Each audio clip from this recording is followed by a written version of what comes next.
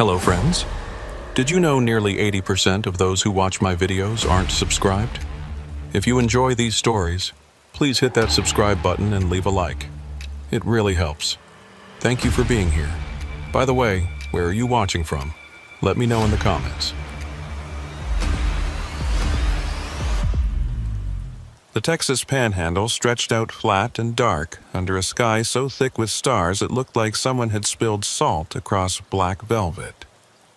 Zebediah Kincannon had been driving these roads for 11 years, and he still found something hypnotic about the emptiness.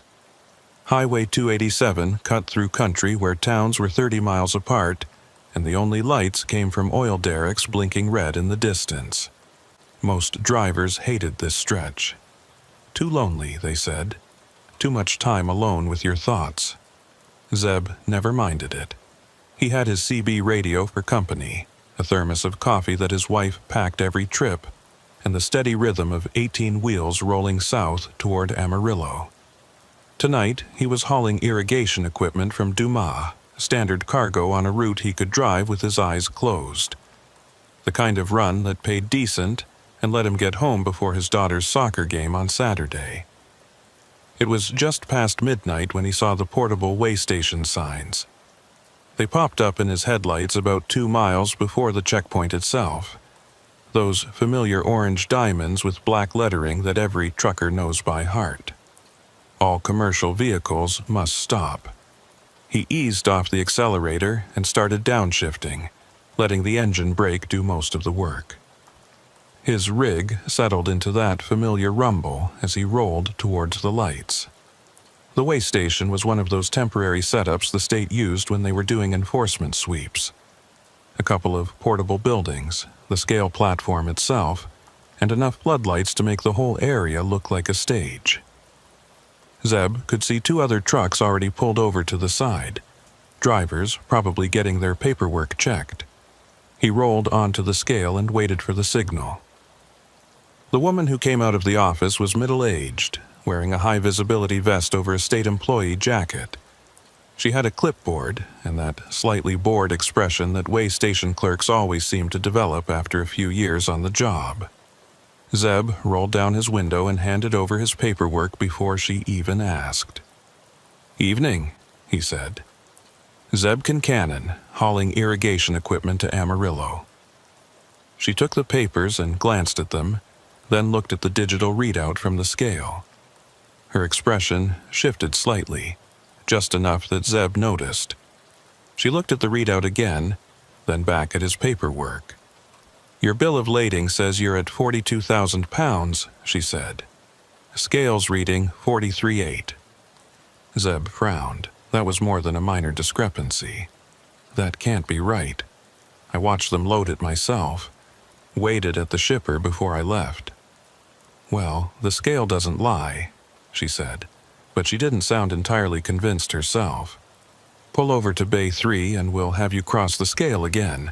Sometimes we get ghost readings when the platform's settling." He nodded and pulled forward, parking where she'd indicated. Through his passenger window, he could see the other 2 trucks still sitting there, engines idling. Both drivers were standing outside their cabs, talking to what looked like highway patrol. The conversation looked casual enough, but something about it made Zeb uneasy. He couldn't put his finger on what. The clerk came back after about 5 minutes and waved him forward to the scale again. Zeb pulled back onto the platform and waited while she disappeared into the office. When she emerged, her expression was different. Not quite worried, but definitely puzzled. 44,200, she said. "You gained another 400 pounds. "That's impossible," Zeb said flatly. "The trailer's sealed, has been since I loaded. You can see the bolt seal yourself, numbers right there on the manifest." She checked the seal visually, walking around to the back of his trailer and shining a flashlight on it. When she came back, she was shaking her head. "Seal's intact, number matches. But something's not right here. Let me get the supervisor." Zeb sat in his cab and tried to make sense of it. Weight didn't just appear out of nowhere. The scale could be miscalibrated, but not by that much. And if it was off, it would be consistently off, not showing a different weight each time. He grabbed his phone to call his dispatcher, then noticed he had no signal. That wasn't unusual out here, but the timing felt wrong. The supervisor who came out was a state trooper, tall guy with gray at his temples, and that particular way of walking that said he'd been doing this job for a long time. His name tag read Langford, Eustace Langford, according to the full name embroidered below it. "Mr. Kincannon," he said, pronouncing it carefully, "we seem to have an unusual situation here. I'm going to need you to cross that scale one more time, but I want you to do it slowly. Stop when I signal you." Zeb complied, easing his rig onto the platform at maybe 3 miles per hour. Trooper Langford stood at the scale office window, watching the digital readout. He raised his hand when Zeb's trailer axles were fully on the platform, signaling him to stop. The trooper disappeared into the office. When he came back out, his expression was carefully neutral in that way cops have when they don't want to show that something's bothering them. 44,900, he said. "You're telling me that seal hasn't been broken since loading?" "I watched them put it on myself," Zeb said. "Look, I don't know what's going on with your scale, but my cargo doesn't change weight. It's steel pipe and aluminum fittings, not exactly something that absorbs moisture or settles during transport." Langford nodded slowly. "I believe you. But I've been running this station for 6 years, and I've never seen a scale behave like this. You mind if we take a look inside that trailer?" Under normal circumstances, Zeb would have said no. Opening a sealed trailer meant breaking the seal, which meant paperwork and phone calls and delays. But the way Langford asked wasn't quite a request. And honestly, Zeb wanted to know what was causing the readings as much as anyone. "Go ahead," he said. "But I want the clerk to document everything. Time, seal number, the whole 9 yards." They did it properly, the clerk photographing the seal before Langford cut it with bolt cutters. When they swung open the trailer doors, the cargo was exactly what the manifest said it should be. Sections of aluminum irrigation pipe, neatly stacked and secured with cargo straps. Boxes of fittings and connectors. Nothing that should have gained 700 pounds in the last 20 minutes. Langford climbed up into the trailer with a flashlight, checking the cargo straps and looking behind the front bulkhead. He spent maybe 10 minutes in there before climbing back down. "Everything looks normal," he said, but he was frowning. "Nothing's shifted, nothing's wet, no signs of tampering." "So what now?" Zeb asked. "Now we seal it back up and you cross the scale one more time," Langford said. "If the weight's still climbing, I'm calling the state metrology lab. That scale might need a complete recalibration." They put a new seal on the trailer, the clerk documenting the new number. Zeb pulled onto the scale for what felt like the 10th time that night. The digital readout flickered for a moment, then stabilized. 45,600 pounds. Langford stared at the number for a long moment. Then he looked at the clerk, who shook her head like she couldn't believe what she was seeing either. The trooper walked over to Zeb's window. "Mr. Kincannon, I don't have an explanation for this," he said. "Your cargo checks out, the seal was intact, and there's no logical reason for that number to keep climbing. But I can't let you proceed with an overweight load, especially one that seems to be getting heavier by the minute." "So, what am I supposed to do?" Zeb asked, hearing the frustration creep into his voice. "Sit here until morning." "I'm going to make some calls," Langford said. "See if the state lab can send someone out tonight. In the meantime, you're going to have to park over there with the other trucks." It was only then that Zeb realized the 2 trucks that had been parked when he first arrived were still there.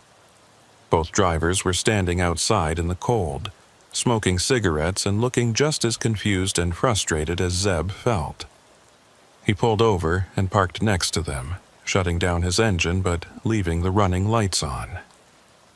The night stretched out quiet around them. The floodlights from the way station cast harsh shadows across the pavement. Somewhere in the distance, Zeb could hear the faint static of CB radio chatter, though he couldn't make out the words. He climbed down from his cab and walked over to the other drivers. One was a younger guy, maybe late 20s, wearing a jacket with a company logo Zeb didn't recognize. The other was older, probably pushing 60, with the kind of weathered face that said he'd been driving truck longer than the young guy had been alive. "Either of you having scale problems?" Zeb asked. The older driver nodded. "Started about an hour ago. My weight kept going up every time I crossed. Trooper made me open my trailer, checked everything, sealed it back up. Weight's still climbing." "Same here," the younger driver said. "I'm hauling auto parts. Stuff doesn't just gain weight sitting still." Zeb felt a chill that had nothing to do with the November air. "What's your weight showing now?" "Started at 38,000, the older driver said. "Last time I crossed it was 41.5. Been gaining about 500 pounds every 15 minutes. The young driver pulled out his phone and checked something. "Mine's up to 44,000 from 41. This doesn't make any sense." They stood there in silence for a moment, watching the way station. Trooper Langford was inside the office, visible through the window. He was on the phone, looking at the scale readout and shaking his head. "You notice anything else weird?" the older driver asked. "Besides the scale?" Zeb thought about it. "My phone's got no signal. Could just be the location, but it seems off." "Mine neither," the young driver said. "And my CB's been acting strange. Getting interference on every channel, like someone's running a bad transmitter nearby." The older driver nodded. "Been hearing it too. Almost sounds like someone trying to break through the static. Can't quite make out what they're saying, but it's there." Zeb walked back to his truck and climbed up into the cab. He turned on his CB radio and switched through the channels. Sure enough, on channel 19 there was interference. Not the usual static you got from atmospheric conditions or distant transmitters, but a rhythmic pulse that almost sounded deliberate. He turned up the volume and listened carefully. Behind the static, there was definitely a voice. Or maybe voices, plural. They were speaking too low, or too distorted for him to understand the words. But the cadence suggested conversation. And every so often, something would come through clearly. Numbers. He heard what sounded like a license plate number or maybe a truck identification number. Then more static, then another sequence of numbers. He grabbed his CB handset and keyed the mic. "This is Kincannon on 19. Anyone else hearing this interference?" The response came from the older driver, whose truck was parked right next to his. "Yeah, I'm hearing it. Can't make out what they're saying, but it sounds like they're reading off numbers." "Those aren't random numbers," the young driver chimed in. "That last sequence was a Texas commercial plate format. 7 characters, starts with T." Zeb felt the hairs on the back of his neck stand up. He climbed down from his cab and walked over to where the other 2 drivers were standing. All 3 of them were looking at their CB radios now, listening to the strange transmission that seemed to be getting stronger. The static would pulse and fade, and in those moments of clarity, they could hear fragments of what sounded like a dispatcher giving instructions. Route numbers, mile markers, times, and always those identification numbers, spoken in a flat monotone that sounded almost mechanical. "This is giving me the creeps," the young driver said. "It's like listening to ghost truckers or something." The older driver didn't laugh. "I've been driving these roads for 30 years, he said. "And I've heard stories about things like this. Weird CB transmissions, scale readings that don't make sense, trucks that show up where they shouldn't be." "Stories," Zeb said, trying to keep his voice steady. What kind of stories? The kind people don't like to talk about in daylight, the older driver said. Missing drivers, trucks that vanish off GPS tracking, accidents that happen in places where there shouldn't be accidents. My dispatcher told me about it once, after a few drinks. Said there are parts of these highways where things don't work the way they should. Before Zeb could respond, Trooper Langford emerged from the way station office. He was walking toward them with an expression that Zeb couldn't quite read. Not worried exactly. More like someone who'd just been told something they didn't quite believe but couldn't dismiss either. "Gentlemen," Langford said when he reached them, "I've been on the phone with the state metrology lab. They're saying the scale was calibrated 3 days ago and passed all tests. They're also saying that what you're describing, what I'm seeing on my readout, isn't possible. And yet, here we are," Zeb said. Langford nodded. "And yet here we are. They're sending a technician out, but it's going to be at least 2 hours. In the meantime, I need you all to stay parked.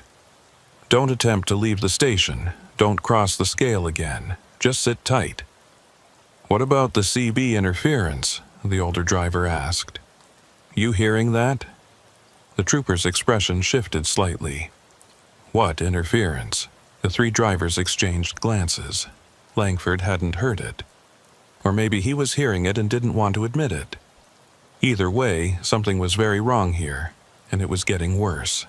Zeb went back to his truck and sat in the driver's seat listening to the static pulse through his CB radio. The numbers kept coming, clearer now. Truck numbers, license plates, route markers, and something else, something that made his blood run cold. One of the numbers was his own truck identification number. He grabbed the handset. "Anyone else just hear their truck number come over the CB?" There was a pause. Then the older driver's voice came back, tight with tension. "Yeah, mine just came through. What the hell is going on?" The young driver didn't respond.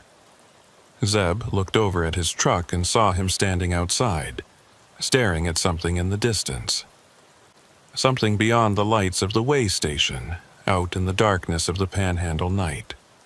Zeb climbed down and walked over. "What are you looking at?" The young driver pointed.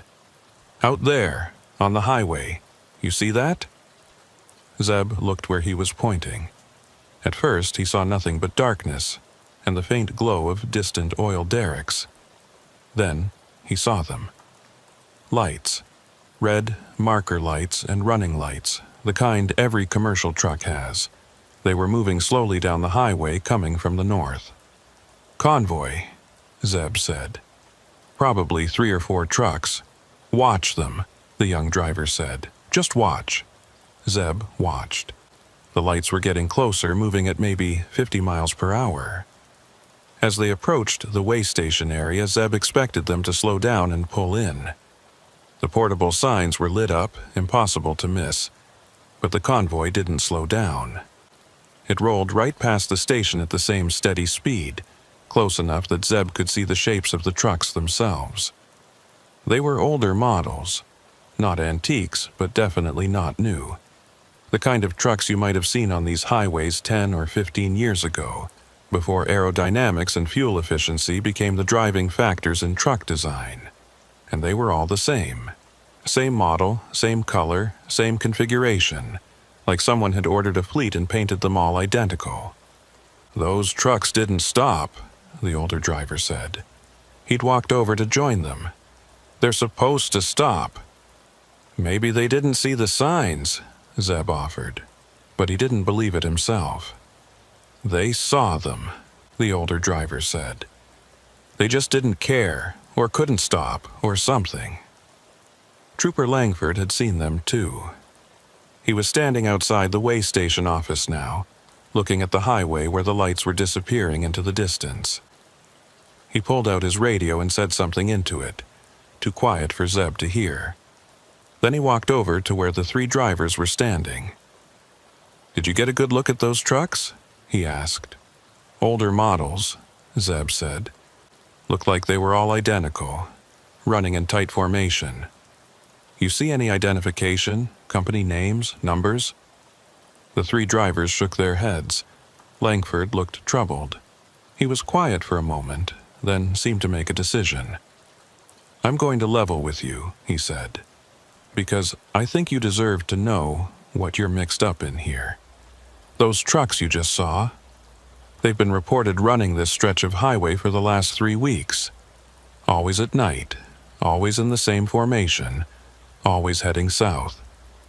We've tried to stop them twice. Both times they just kept rolling, like they couldn't see us or didn't care. You saying they're running illegal? The young driver asked. I'm saying they might not be running at all, Langford said. State Patrol tracked them on GPS both times. They show up on the highway, run about 40 miles, then vanish. Not like they turn off or stop. They just vanish from tracking. No exits taken, no evidence they ever left the road. They're just gone. Zeb felt something cold settle into his stomach.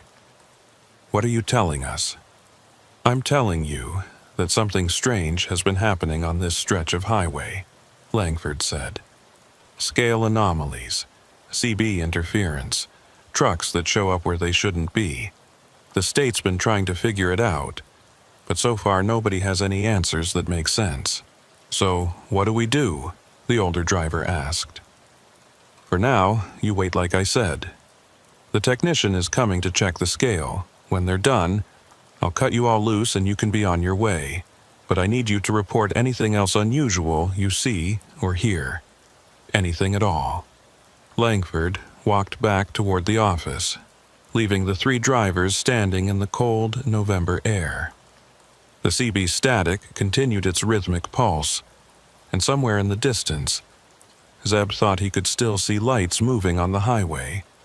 But when he looked directly at them, they disappeared. He checked his watch.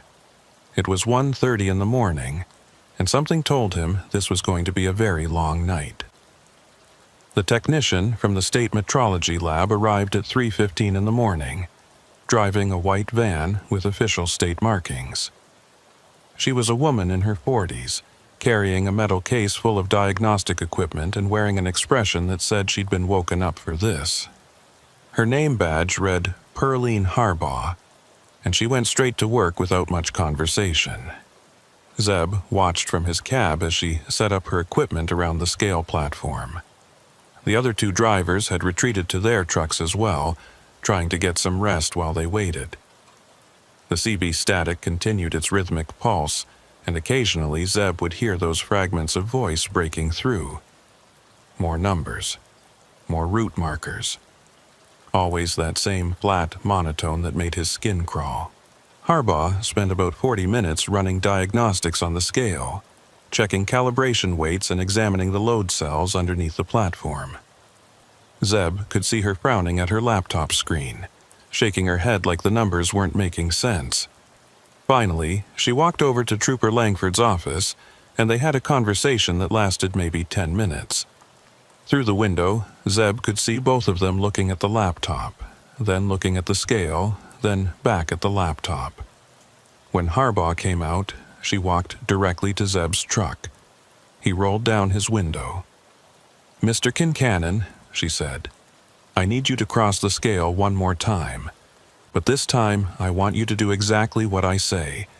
Pull forward very slowly until I signal you to stop." Zeb started his engine and eased the truck forward onto the scale platform. Harbaugh stood at the edge with a handheld device, watching both the device and the scale readout visible through the office window. She raised her hand when his drive axles were on the platform. "Stop there," she called. "Now pull forward another 2 feet." He did. She checked her device again, then had him pull forward in small increments until the entire truck and trailer were across the scale. Each time she checked her readings, her frown deepened. When Zeb had cleared the scale completely, she walked over to his window again. "Your truck weighs exactly what it should according to your manifest," she said.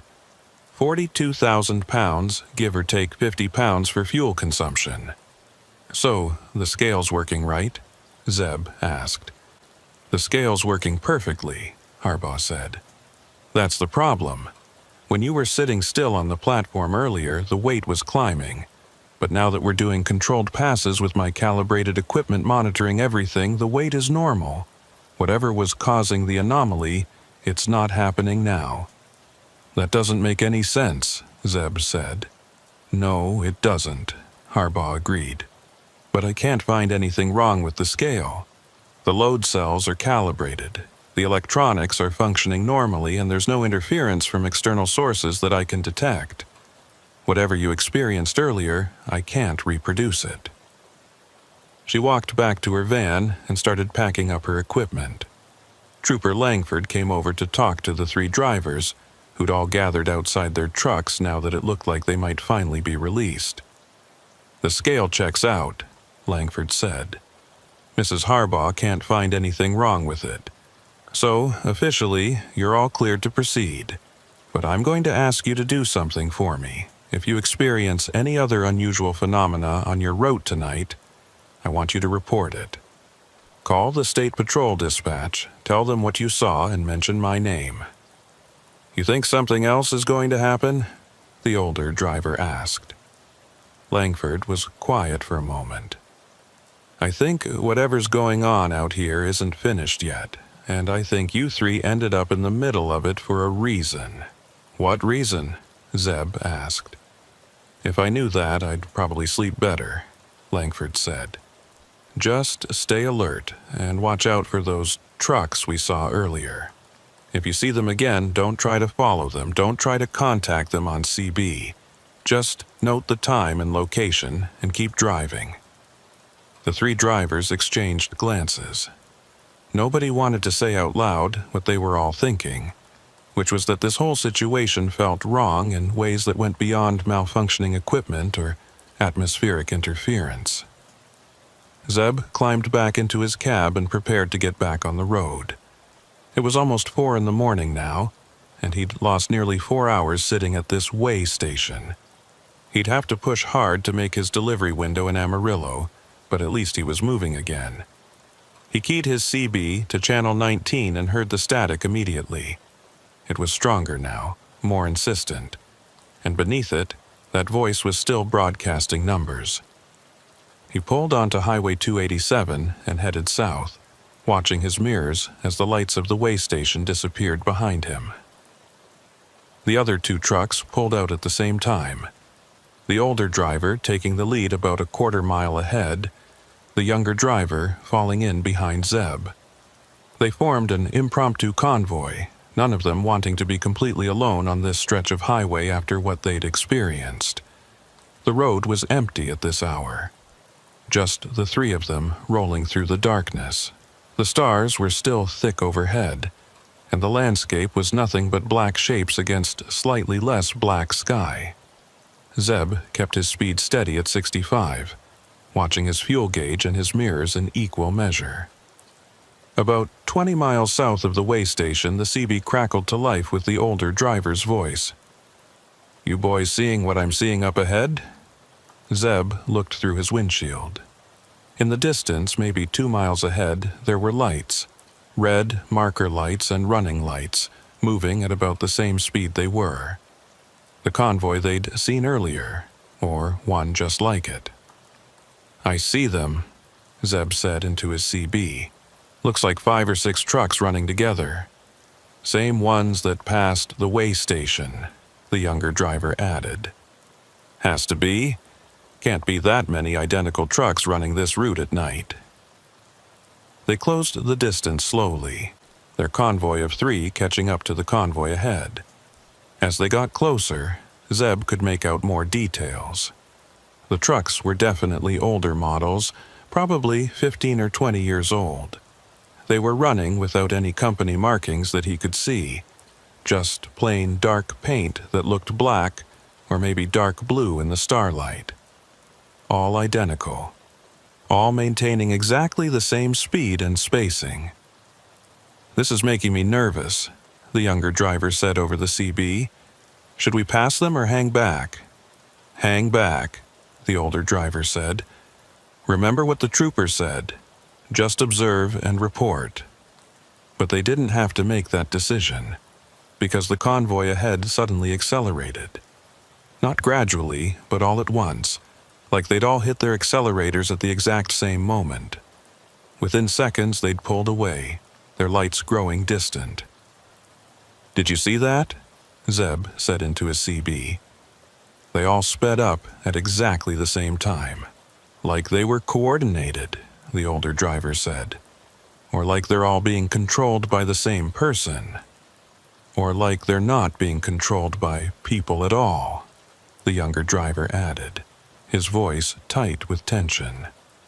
Zeb didn't like that thought, but he couldn't shake it. The way those trucks had moved, perfectly synchronized, didn't feel like human drivers reacting to road conditions. It felt choreographed, mechanical. He checked his GPS and saw that he was approaching mile marker 234. The convoy ahead was already past mile marker 236, pulling away fast. Then, as he watched his GPS tracking screen, something impossible happened. The convoy disappeared, not like they'd turned off or taken an exit. The GPS tracking simply showed them there one moment and gone the next. Zeb grabbed his CB handset.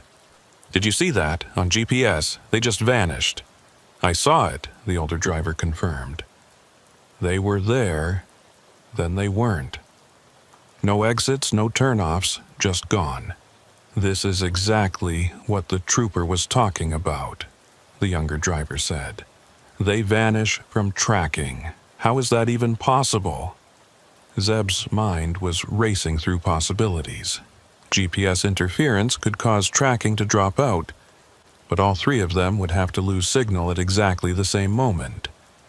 Jamming equipment, maybe, but why would someone go to that trouble just to hide truck movements?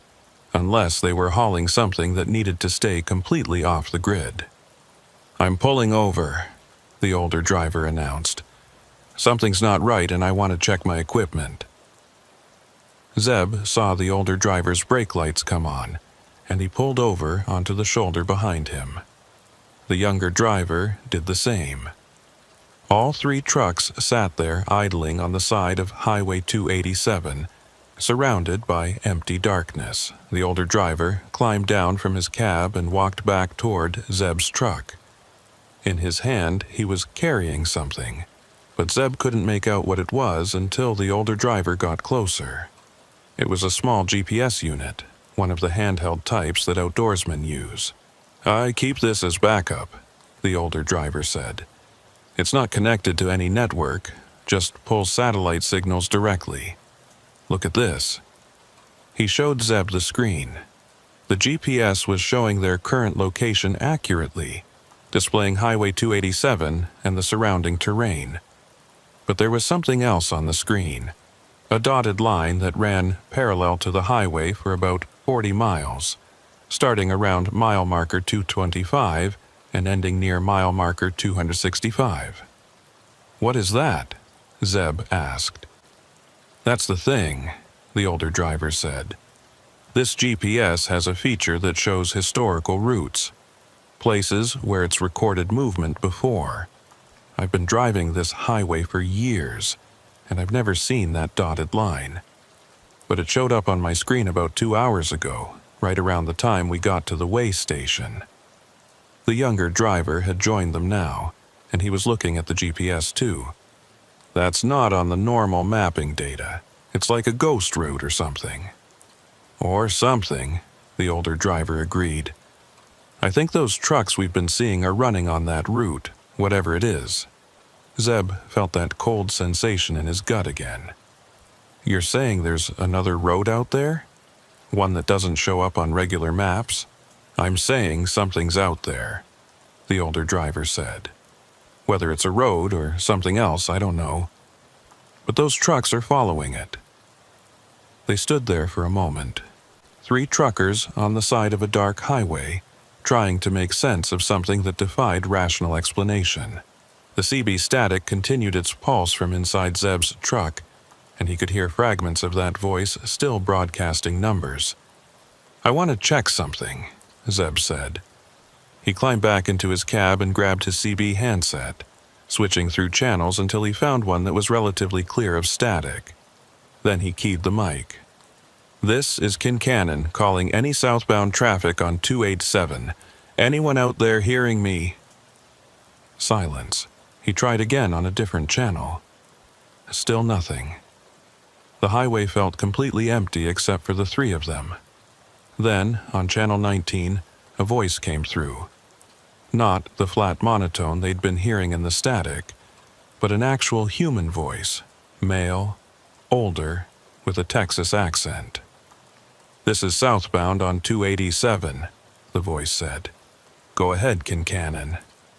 Zeb felt a surge of relief at hearing another driver. "Where you at, driver?" "We're parked around mile marker 234 and we haven't seen any other traffic in the last hour." There was a pause. "I'm showing mile marker 241 on my GPS. Should be passing you any minute now." The three drivers looked north, watching for headlights. Nothing. The highway was completely empty in both directions. "We don't see you," Zeb said into the CB. "You sure you're on 287? "Been on it since Dumas," the voice responded. "Running south toward Amarillo. You boys having equipment trouble?" "Something like that," Zeb said. "You seeing any other trucks? Maybe a convoy of 5 or 6 running together?" Another pause, longer this time. "Negative on the convoy. Haven't seen another commercial vehicle in about 40 miles. You sure you're on 287? Zeb felt his mouth go dry. "Yeah, I'm sure. We're all looking at our GPS right now. Mile marker 234, Highway 287, Texas." "That's where I am too," the voice said. "But I'm telling you, I don't see anyone. Just empty highway." The older driver grabbed the CB handset from Zeb. "Driver, this is urgent. What's your truck number? Give me your company name and unit identification." The voice on the CB didn't respond immediately. When it came back, there was something different about it. Something that made the hairs on Zeb's neck stand up. "Unit T7482X, running for Panhandle Express. And boys, I got to tell you, this is strange. My CB's been picking up interference all night. Voices in the static, reading off numbers. You hearing that too?" That was Zeb's truck identification number. T7482X, his unit, his company. But he wasn't talking on the CB. Someone else was using his ID. The older driver's face had gone pale. "That's his truck number," he said, pointing at Zeb. "That voice just gave your truck number." Zeb grabbed the handset. "Who is this? How do you know my unit number?" The voice on the CB didn't answer directly. Instead, it said something that made Zeb's blood run cold. "I'm where you're going to be. Mile marker 241. You'll pass me in about 6 minutes if you get back on the road. But driver, here's some advice. When you get to the way station around marker 258, don't stop. Whatever you do, don't stop. Just keep rolling and don't look back." "We already passed a way station," Zeb said. "Back at marker 212. There's no station at 258. "There is tonight," the voice said. "And trust me, you don't want to find out what happens to drivers who stop there." The CB went silent except for static. Zeb tried calling back, switching through channels, but got no response. The three drivers stood there in the cold November air, each of them processing what they'd just heard. "That can't be right," the younger driver said. "There's no way station at mile marker 258. I've driven this route 100 times. "Let me check," the older driver said. He pulled out his phone and opened a trucking app that showed way station locations. He scrolled through the listings for Highway 287, then looked up with a troubled expression.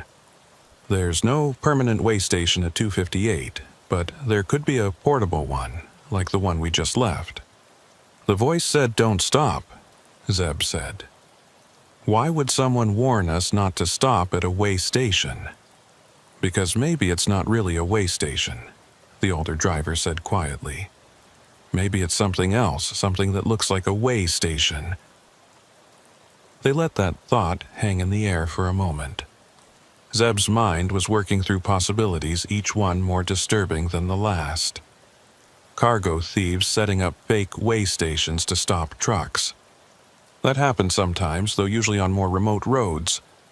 But the voice on the CB had known his truck number, had known they were coming. How was that possible unless someone was monitoring them? "I say we call the state patrol," the younger driver said. "Tell them what we just heard. Let them check out mile marker 258 before we get there." Zeb pulled out his phone, but he still had no signal. Neither did the other two drivers. They were in a dead zone, common enough in the Panhandle, but the timing felt deliberate. "We need to make a decision," the older driver said. "We're about 25 miles from marker 258. We can sit here and wait for daylight, or we can get back on the road and see what's ahead." "I need to make my delivery," Zeb said. "I'm already 4 hours behind schedule. If I wait until daylight, I'll miss my window completely." "Same here," the younger driver said. "But I'm not rolling into some kind of trap either." The older driver thought for a moment. "Here's what we do. We stay together, all 3 trucks running convoy. We approach marker 258 slowly, and if we see anything that looks wrong, anything at all, we don't stop. We blow right past it, and we call the state patrol as soon as we get phone signal back." It was a reasonable plan, as reasonable as anything could be given the circumstances. The 3 drivers climbed back into their cabs and pulled onto the highway, running in tight formation. The older driver took the lead, Zeb in the middle, younger driver bringing up the rear. Mile marker 235 passed, then 236. Zeb kept waiting to see the convoy of dark trucks ahead, but the highway remained empty. His GPS was working normally now, showing no ghost routes or anomalies, just the straight line of Highway 287 cutting through the Panhandle darkness. At mile marker 240, the CB crackled to life again. This time it was the flat, monotone voice they'd heard in the static earlier. But now it was perfectly clear. No interference at all. "Southbound convoy approaching marker 245. 3 units. Recommend diversion to secondary route." "Who is this?" Zeb said into his CB. "What secondary route?" "Marker 258 compromised. Primary inspection protocol active. All units divert to secondary route at marker 245. Zeb looked at his GPS. There was no exit at mile marker 245, just empty highway stretching ahead into darkness. But as they approached marker 245, he saw something that made him slow down instinctively. There were lights off to the right, about a quarter mile from the highway. Not the lights of a town or a truck stop, but a cluster of lights that looked like they could be coming from vehicles. Lots of vehicles. "You seeing that?" the older driver asked over the CB. "I see it," Zeb confirmed. "What is that?" "That's where the ghost route goes," the older driver said. "Look at your GPS, that dotted line I showed you earlier. It branches off right here." Zeb checked his GPS. The older driver was right. The strange dotted line that showed on the backup GPS split away from Highway 287 at mile marker 245, heading east into empty country. "We're not following it," the younger driver said, and there was fear in his voice now. "Whatever's out there, we're not going." "Agreed," Zeb said. "We stick to the highway." But as they passed mile marker 245, Zeb couldn't help looking toward those distant lights. And in that moment, he saw them, the convoy of dark trucks, 5 or 6 of them, moving across the landscape parallel to the highway. They weren't on any road that he could see, just moving through the open country like they were following an invisible path. The CB erupted with static, and through it came voices. Multiple voices now, all talking over each other. Some were giving route instructions, others were reading off truck numbers and cargo manifests. And beneath it all was a sound that Zeb couldn't quite identify. Something mechanical and rhythmic that made his teeth ache. "Something's wrong," the older driver said over the CB. "My truck's pulling to the right. I'm losing steering." "Same here," the younger driver said. "It's like something's dragging me off the road." Zeb felt it too. His steering wheel was trying to turn right, pulling toward that cluster of lights in the distance. He gripped the wheel harder, fighting to keep the truck on the highway. But the pull was getting stronger, like an invisible force was trying to drag them off the pavement. "Fight it," Zeb said into the CB. "Don't let go of the wheel." "I'm trying," the younger driver said, his voice strained. "But it's strong. It's really strong." Zeb's truck was drifting across the fog line now, the right side tires touching the shoulder. He cranked the wheel left and punched the accelerator, trying to power through whatever force was pulling at them. His engine roared and the truck lurched back onto the pavement. Behind him, he could see the younger driver's truck fishtailing as it fought the same invisible pull. The trailer was swinging wide, threatening to jackknife. The older driver had pulled ahead, his truck weaving but staying mostly on the road. Then, as suddenly as it started, the pulling stopped. All three trucks straightened out, running normally again. Zeb checked his mirrors and saw mile marker 246 pass. They'd made it through whatever that was. "Everyone okay?" the older driver asked over the CB. "I'm okay," Zeb said, his heart still pounding. "That was close." "Too close," the younger driver agreed. "What the hell was that?" Nobody had an answer. Zeb looked at his GPS and saw that they were 12 miles from marker 258. 12 miles from whatever warning the voice on the CB had tried to give them. And somewhere in the darkness behind them, those lights were still visible, still clustered in the place where the ghost route led. The highway stretched ahead into darkness, and Zeb had the distinct feeling that the night was far from over. Mile marker 250 passed in silence. The three trucks maintained their convoy formation, none of the drivers willing to break radio silence after what they'd just experienced. Zeb kept both hands on the wheel, his eyes moving constantly between the road ahead, his mirrors, and his GPS display. The landscape around them was unchanged, just the same flat darkness of the Panhandle stretching endlessly in all directions. But something had shifted. Zeb could feel it in his gut, that instinct you develop after years of driving truck. The way the air felt different through the vents, the way the darkness seemed thicker somehow. He'd driven through this stretch 100 times, and it had never felt like this. Never felt like the highway itself was watching them.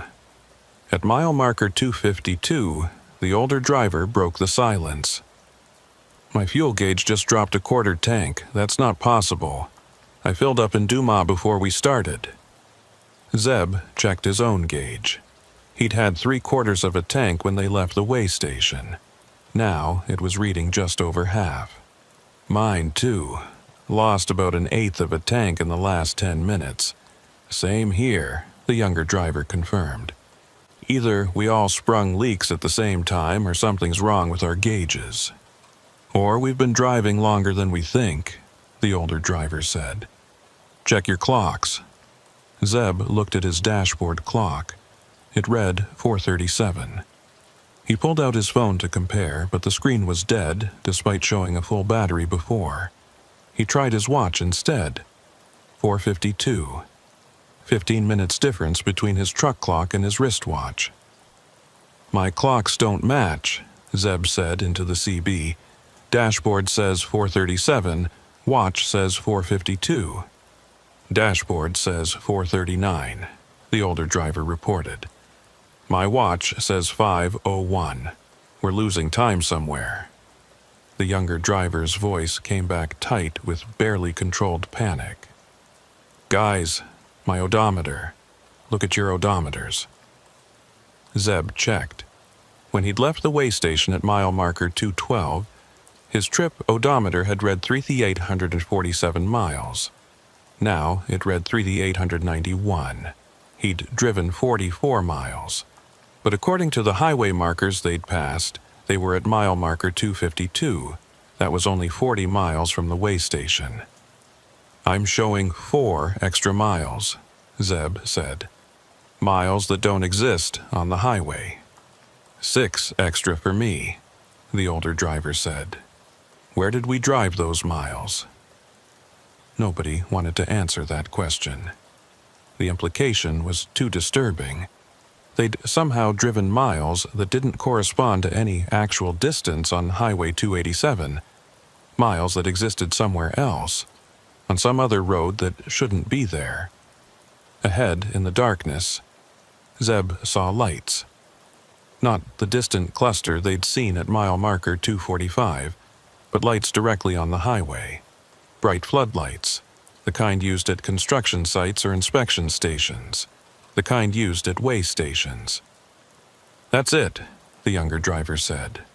"Mile marker 258, the station that voice warned us about."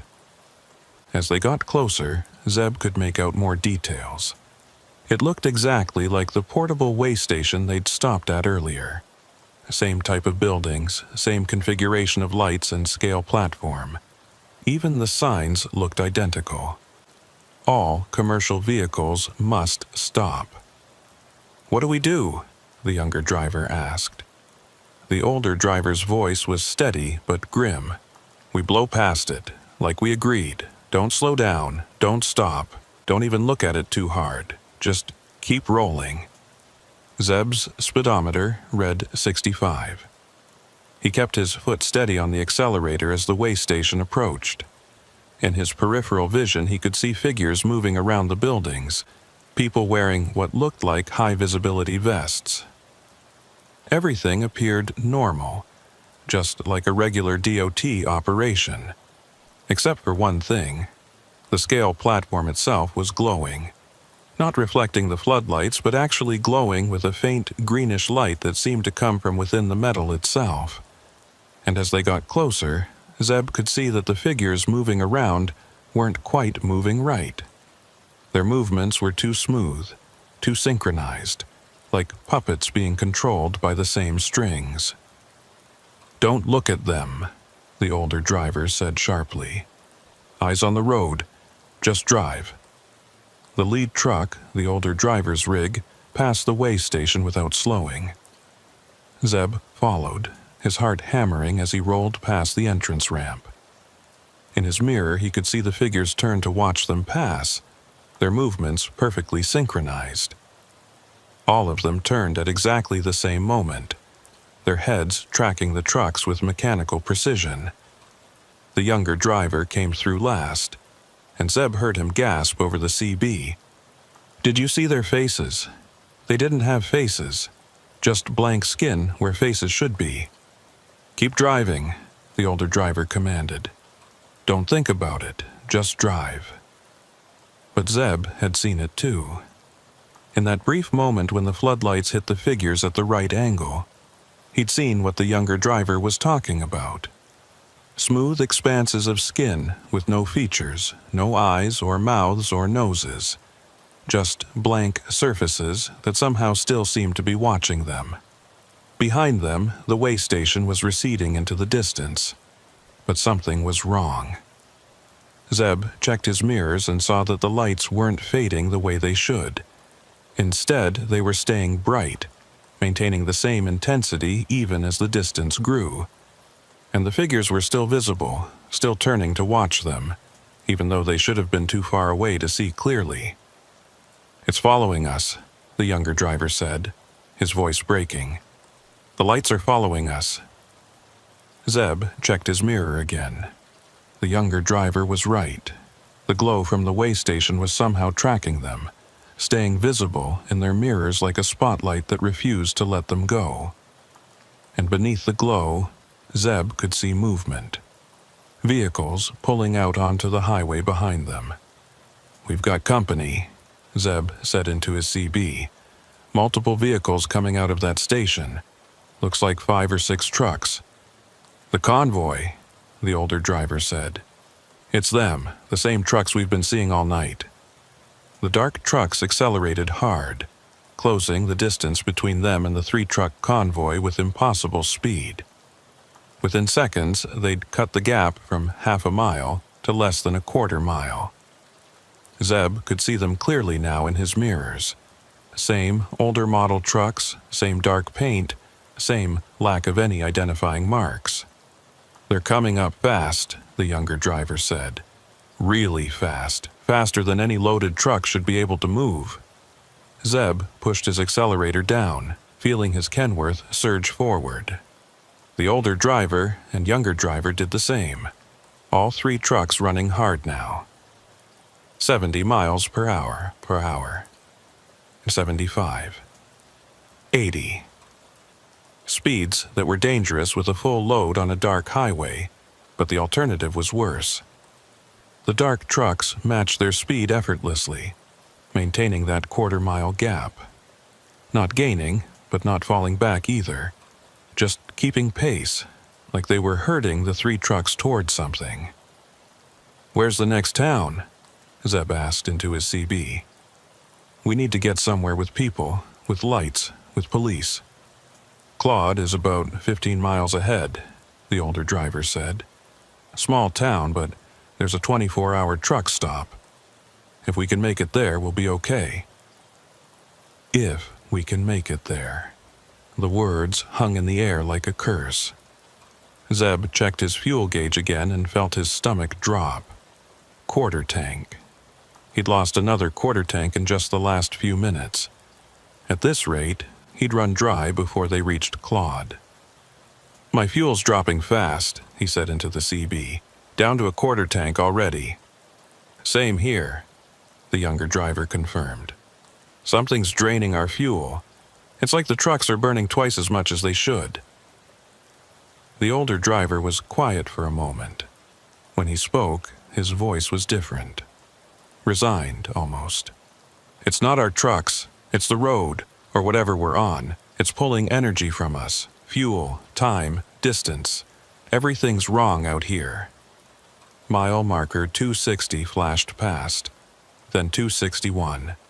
The dark trucks behind them maintained their steady pursuit, never gaining, but never falling back. In his rear view, Zeb could still see the glow from the way station, impossibly distant but still visible, like a green star burning in the darkness. The CB crackled with that flat, monotone voice again. "Units in violation of mandatory inspection. Return to checkpoint. Failure to comply will result in escalated response." "Escalated response?" the younger driver said. "What does that mean?" They found out at mile marker 263. The highway ahead began to shimmer, like heat waves rising off pavement in summer. But this was November, and the temperature was in the 40s. The shimmer grew more intense, and through it Zeb could see something forming on the road, something solid taking shape in the middle of the highway. "What is that?" he said into the CB. "It's another way station," the older driver said, his voice hollow.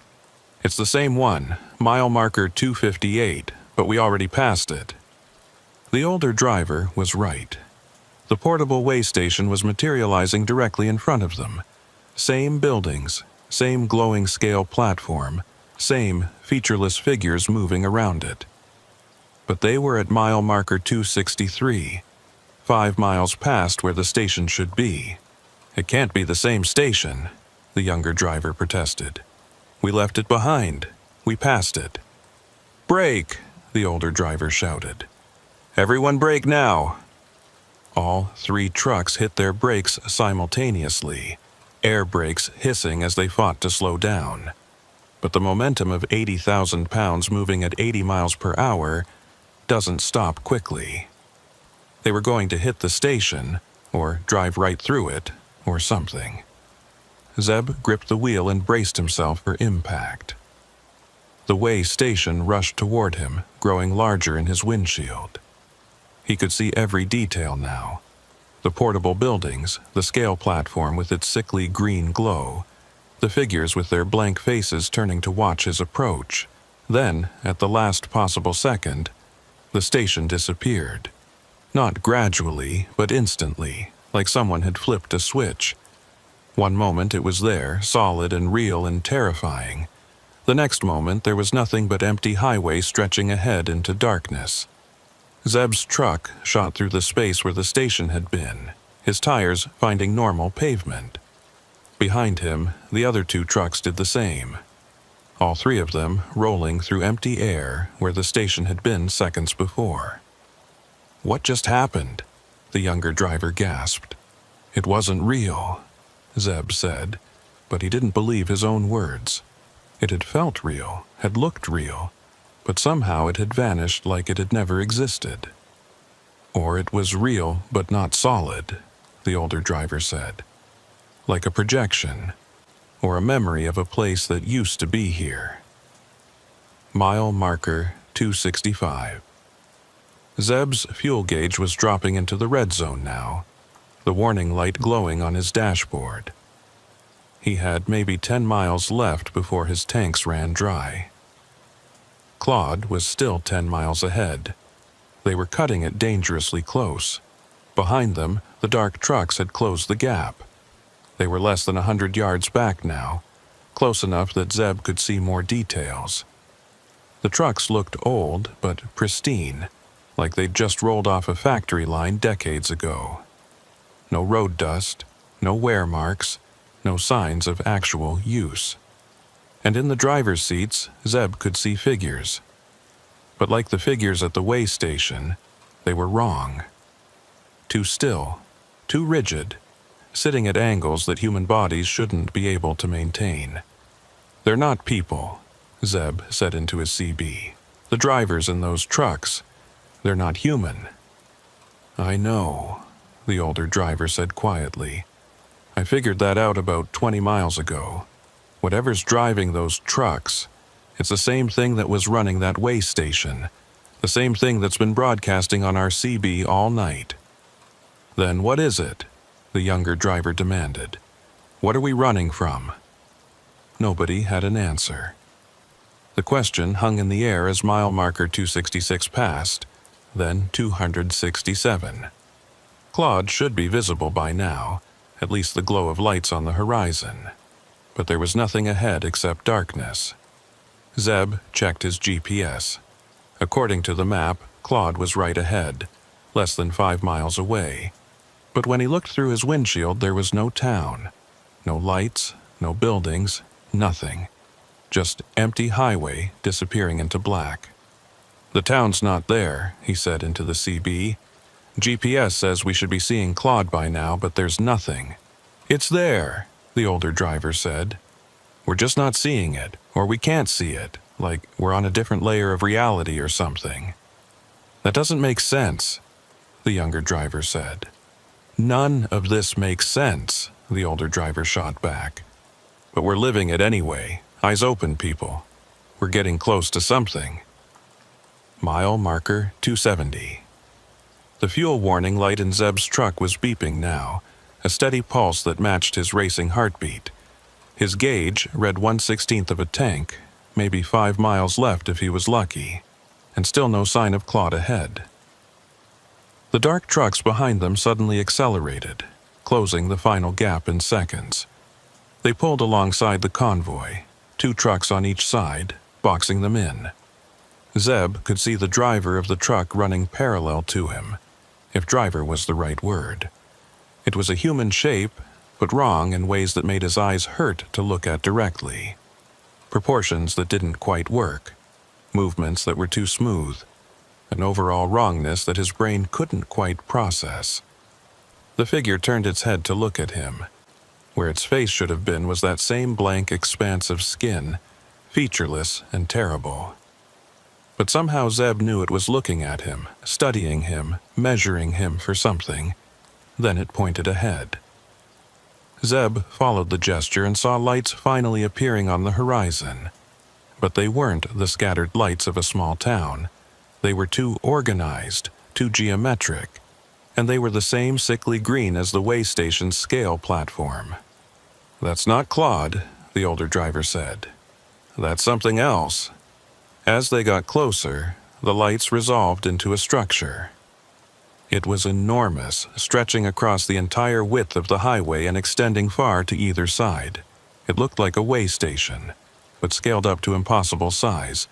Hundreds of scale platforms, dozens of buildings, and everywhere that green glow pulsing like a heartbeat. Figures moved throughout the complex, hundreds of them, maybe thousands. All of them faceless, all of them moving with that same unnatural synchronization. And at the center of it all was something Zeb's mind refused to fully comprehend. A structure that hurt to look at, that seemed to exist in more dimensions than 3, that pulsed with a light that wasn't quite light.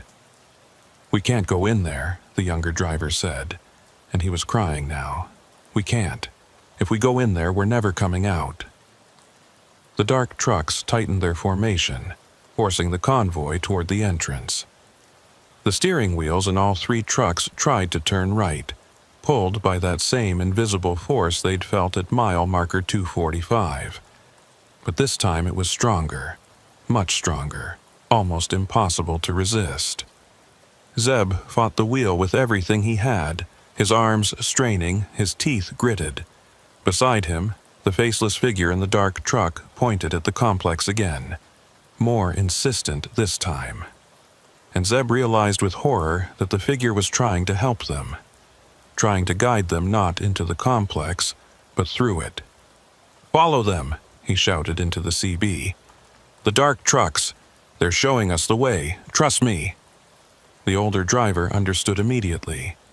He stopped fighting the pull and let his truck drift right, following the trajectory the dark trucks were indicating. Zeb and the younger driver did the same, all 3 trucks moving in formation toward the massive complex. But instead of turning into the entrance, the dark trucks veered at the last second, taking them onto a narrow path that ran along the outer edge of the complex. It was barely wide enough for 1 truck, let alone 7 running convoy. The walls of the complex rose on their right, towering structures that glowed with that terrible green light. On their left was nothing but darkness, an emptiness that seemed to go down forever. They threaded through this impossible space, wheels inches from the edge, the dark trucks leading them with precise movements. Zeb could hear scraping as his trailer brushed against the wall, could feel his tires finding the very edge of the path. One wrong move and they'd either crash into the complex or plunge into that bottomless dark. The CB crackled with multiple voices now, all talking at once, all saying the same thing in that flat monotone. "Units in violation. Return to processing. Mandatory inspection required. Units in violation." But the dark trucks ignored them, pressing forward through the narrow path. And slowly, impossibly, the complex began to recede behind them. The green glow faded, the voices on the CB grew fainter, and ahead Zeb could finally see normal lights. The real Claude, the actual town, emerging from the darkness like it had been there all along.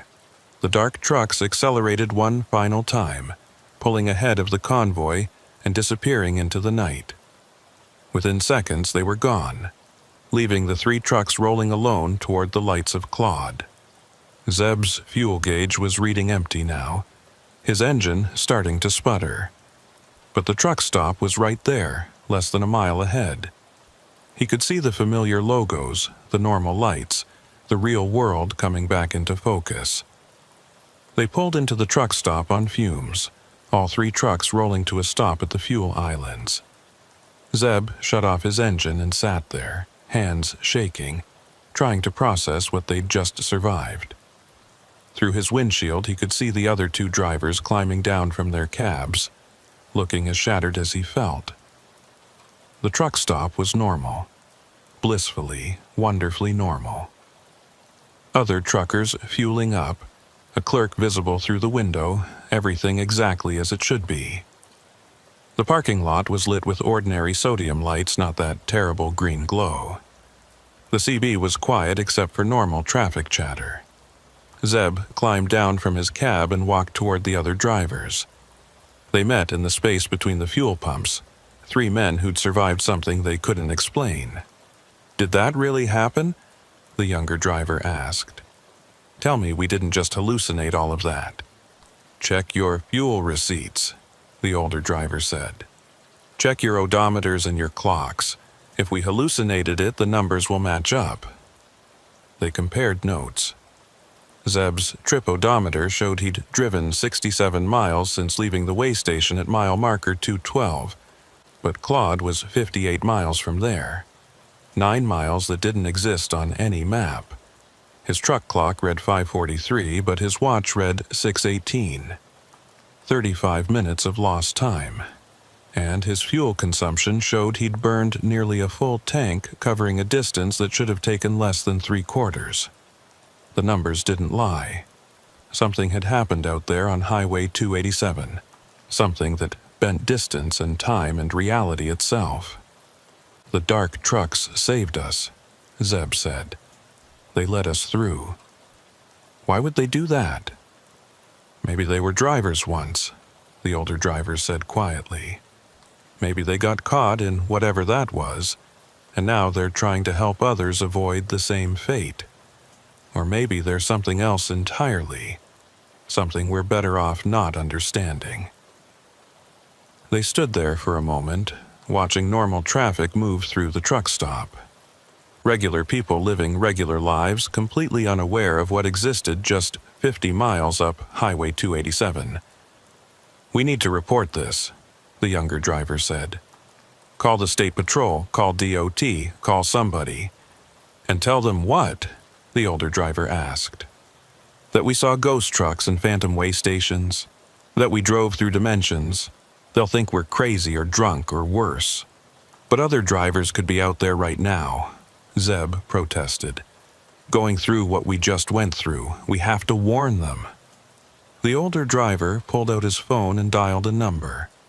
After a moment, he said, "Trooper Langford, this is the driver from earlier tonight. Yeah, we made it to Claude, and you need to shut down Highway 287 between mile markers 245 and 270. Right now. I don't care what reason you give, but nobody else should be on that road tonight." He listened for a moment, then hung up. "He's making calls.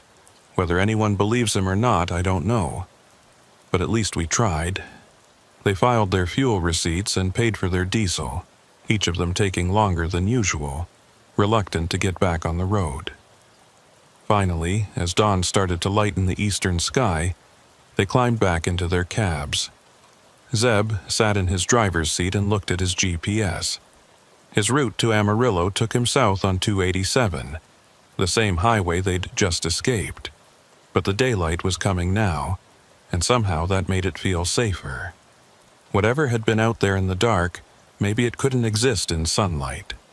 He started his engine and pulled out of the truck stop, falling in behind the other 2 trucks. They ran convoy through Claude and back onto Highway 287, heading south as the sun rose over the Panhandle. The highway looked completely normal in daylight. No way stations at mile marker 258 or 263. No sign of the massive complex they'd seen. Just regular pavement and mile markers and the occasional farm truck heading to morning chores. But Zeb kept checking his mirrors anyway, watching for dark trucks that might be following. And he knew that every time he drove this route from now on, he'd remember what lurked beneath the surface of these ordinary roads. The other places that existed parallel to the world everyone else saw. The stations where drivers were processed and measured for purposes he didn't want to understand. He made it to Amarillo without incident, delivered his load on time despite the delays, and headed home to Billings. But that night, and every night after, he found himself waking at 3 or 4 in the morning, remembering the green glow in the faceless figures and the voice on the CB reading off numbers in the dark. The Panhandle highways looked normal in daylight, but Zeb knew better now. He knew what rolled on those roads after midnight, and he knew that some scales didn't measure weight at all. They measured something else entirely, something that had nothing to do with cargo manifests or DOT regulations. And sometimes, late at night when the CB was quiet, he'd hear that flat, monotone voice breaking through the static, still calling out numbers, still reading coordinates, still processing drivers who'd made the mistake of stopping at the wrong station on the wrong stretch of highway. Zeb never stopped at portable way stations after that. Not at night, anyway. And he never drove the Panhandle routes alone if he could help it, because he knew now that the roads had layers, and sometimes you could slip between them without meaning to. And once you did, the only hope was that someone or something would guide you back. The dark trucks had saved them, but who had saved the dark trucks?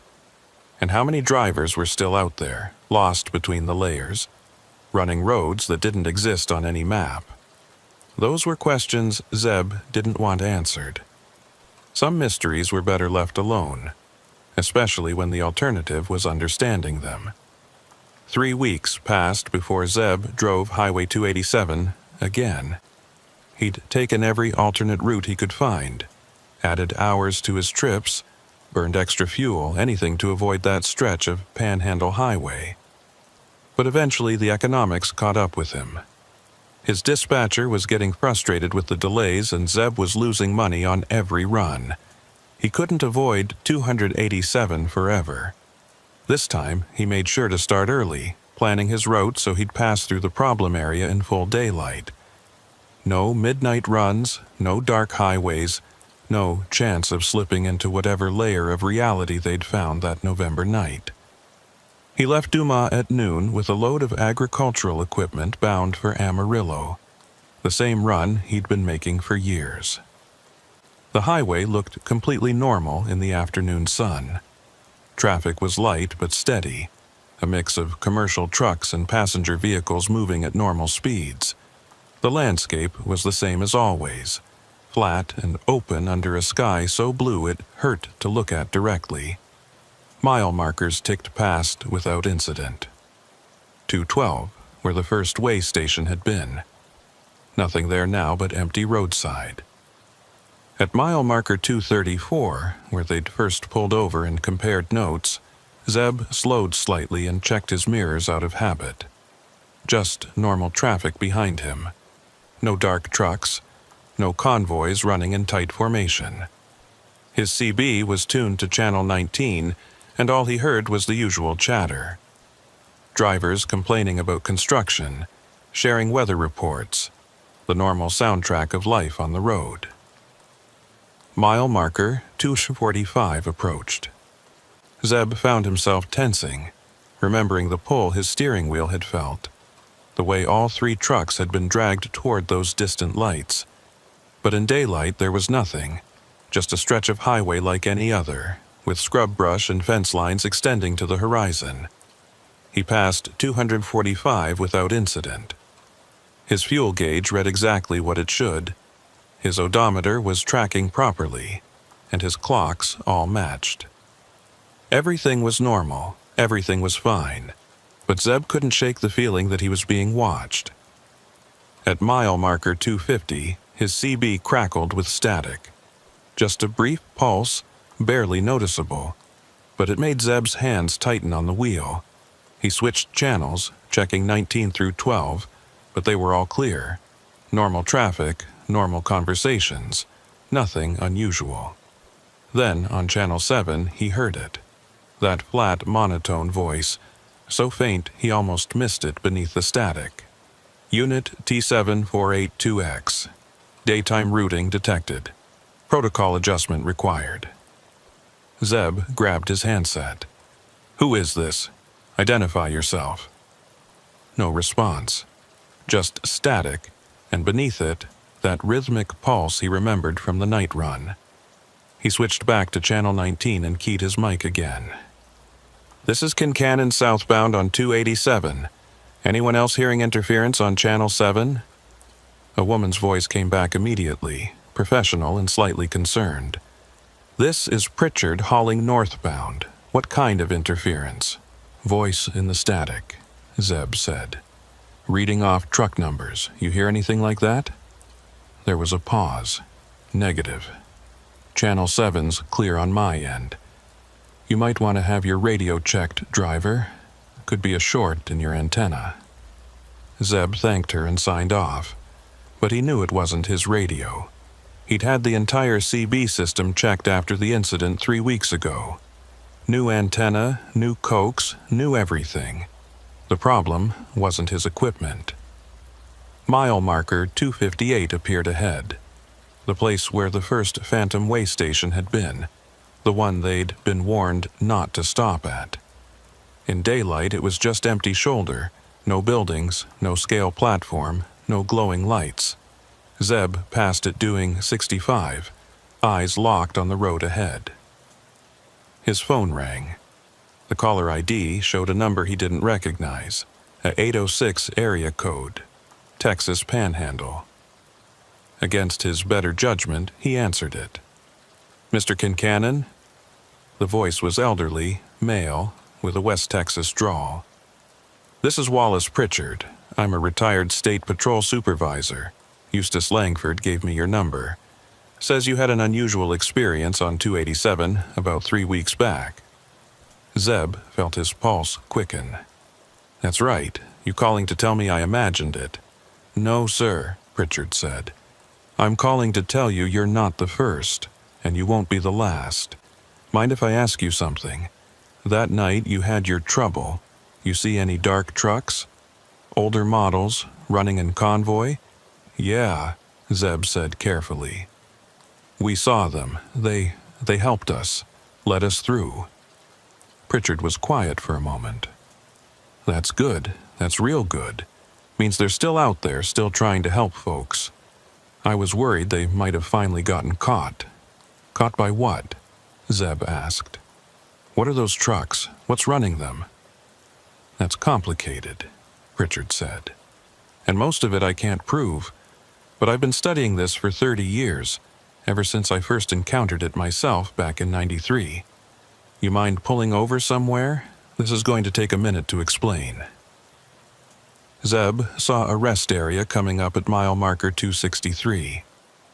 The place where the second Phantom way station had appeared directly in front of them.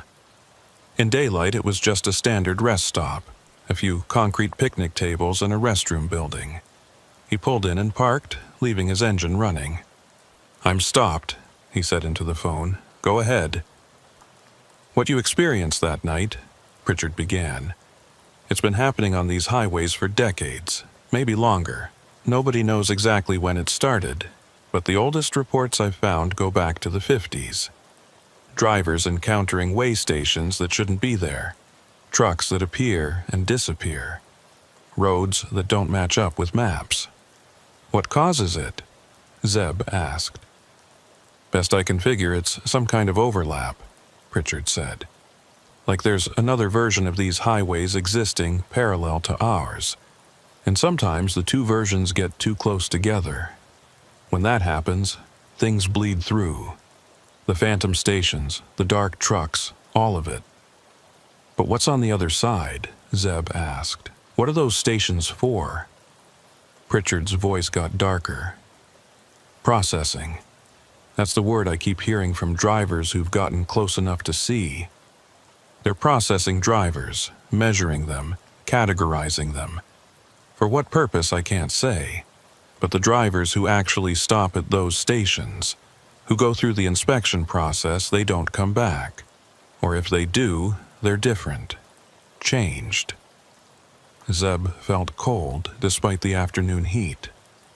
The dark trucks, you said they're trying to help. What are they? Drivers who got caught, Pritchard said quietly. Long time ago, before anyone knew what was happening. They're stuck in that other layer now, running those routes forever. But some of them, they remember what it was like to be human. They remember wanting to help other drivers, So they guide people through, show them the paths that avoid the processing stations. That's insane, Zeb said. You're telling me there's a parallel highway dimension where trucks are manned by ghosts? I'm telling you what I've learned from 30 years of research, Pritchard said. Hundreds of incident reports, dozens of interviews with drivers who've experienced it. You can believe it or not, that's your choice. But I'm also telling you this. It's getting worse. The overlaps are happening more frequently. More stations appearing, more drivers going missing. Whatever's on the other side, it's getting stronger. Zeb looked out at the rest area, at the normal world continuing around him. A family at a picnic table eating lunch. A couple walking their dog. Everything ordinary and safe and real. Why are you telling me this? He asked. Because you survived, Pritchard said. And because the dark trucks helped you. That means something. Most drivers who encounter them just see them as a threat. Another part of the weirdness. But you understood they were trying to help. That makes you different. Different how? I run a network, Pritchard said. Drivers who've experienced the overlaps and survived. We share information, warn each other about hotspots, try to help new drivers who encounter it. I'd like you to join us. Share what you experienced, help us figure out the patterns. Zeb was quiet for a moment, watching traffic move past on Highway 287. Normal trucks driven by normal people, all of them unaware of what lurked beneath the surface of these roads. What if I just want to forget about it? He asked. Go back to driving my routes and pretend none of this happened. You can try, Pritchard said, but it won't work. Once you've seen it, once you've slipped between the layers, you're marked. It'll find you again. Better to understand what you're dealing with. Zeb made his decision. Okay, I'm in. What do you need from me? For now, just keep detailed records, Pritchard said. Times, locations, anything unusual you experience. And stay in touch with the other two drivers from that night. The three of you experienced it together, which is rare. There might be something important in that pattern. They talked for another 10 minutes, Pritchard giving him contact information for the network and explaining the reporting protocols. When they finally hung up, Zeb sat in his cab for a long time, staring at the highway and thinking about invisible layers and processing stations and drivers trapped forever on roads between worlds. He pulled back onto 287 and continued south. Mile marker 265 passed, then 270. Claude appeared on the horizon, normal and mundane in the afternoon light. Zeb stopped for fuel at the same truck stop where they'd taken refuge that November night, and for just a moment he could see it overlaid with memory. The exhausted terror of that arrival, the relief at finding normal reality again. He completed his delivery in Amarillo without incident and headed home to Billings. But that night, lying in bed next to his wife, he found himself thinking about the dark trucks. Drivers who'd been caught and transformed, now spending eternity trying to save others from the same fate. Had they been good people in life? Bad people trying to atone? Or just ordinary drivers who'd been in the wrong place at the wrong time, who'd stopped at the wrong way station on a night when the layers got too close? Zeb started keeping the records Pritchard had requested. Every trip, every mile, every moment of strangeness carefully documented. He reconnected with the older driver, whose name turned out to be Marcus Thorne, 63 years old and driving for 35 of them. The younger driver was harder to track down. He'd quit trucking entirely after that night, taken a warehouse job in Dallas where he never had to drive at night. Zeb couldn't blame him. Some people weren't meant to live with this knowledge, this understanding that reality had seams and sometimes you could slip through them into places that operated on different rules. 2 months after the incident, Zeb was driving through eastern New Mexico when he saw them again. The dark trucks, 5 of them running in tight formation on a parallel highway about 2 miles away. He watched them through binoculars, studying their movements. They were heading west, moving at exactly 60 miles per hour, perfectly synchronized. He grabbed his CB and switched to Channel 7, the frequency where he'd heard the interference before. "This is Kincannon. Dark convoy visible 2 miles north of Highway 380, heading west. If you can hear me, thank you, for that night, for showing us the way through." He didn't expect a response, but after a moment his CB crackled with a voice. Not the flat monotone of the processing stations, but something different. Something that might have been human once. "Keep to daylight routes when possible. Overlaps are increasing at mile markers divisible by 13. Warn other drivers. We cannot hold them all back." Then, silence. Zeb looked towards the parallel highway, but the dark trucks had vanished. Not faded into distance, just disappeared like they'd never been there. But the message was clear. The battle between the layers was ongoing, and the dark trucks were fighting it every night. Zeb added the information to his reports for Pritchard's network. Mile markers divisible by 13. It seemed arbitrary until he did the math. Marker 234, where they'd first pulled over. Marker 247, where they'd fought against the pulling force.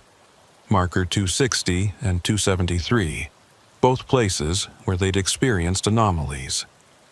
The pattern held. The network started tracking those markers, warning drivers to avoid stopping at them when possible. It wasn't much, but it was something. A way to fight back against whatever was trying to pull trucks into that other layer.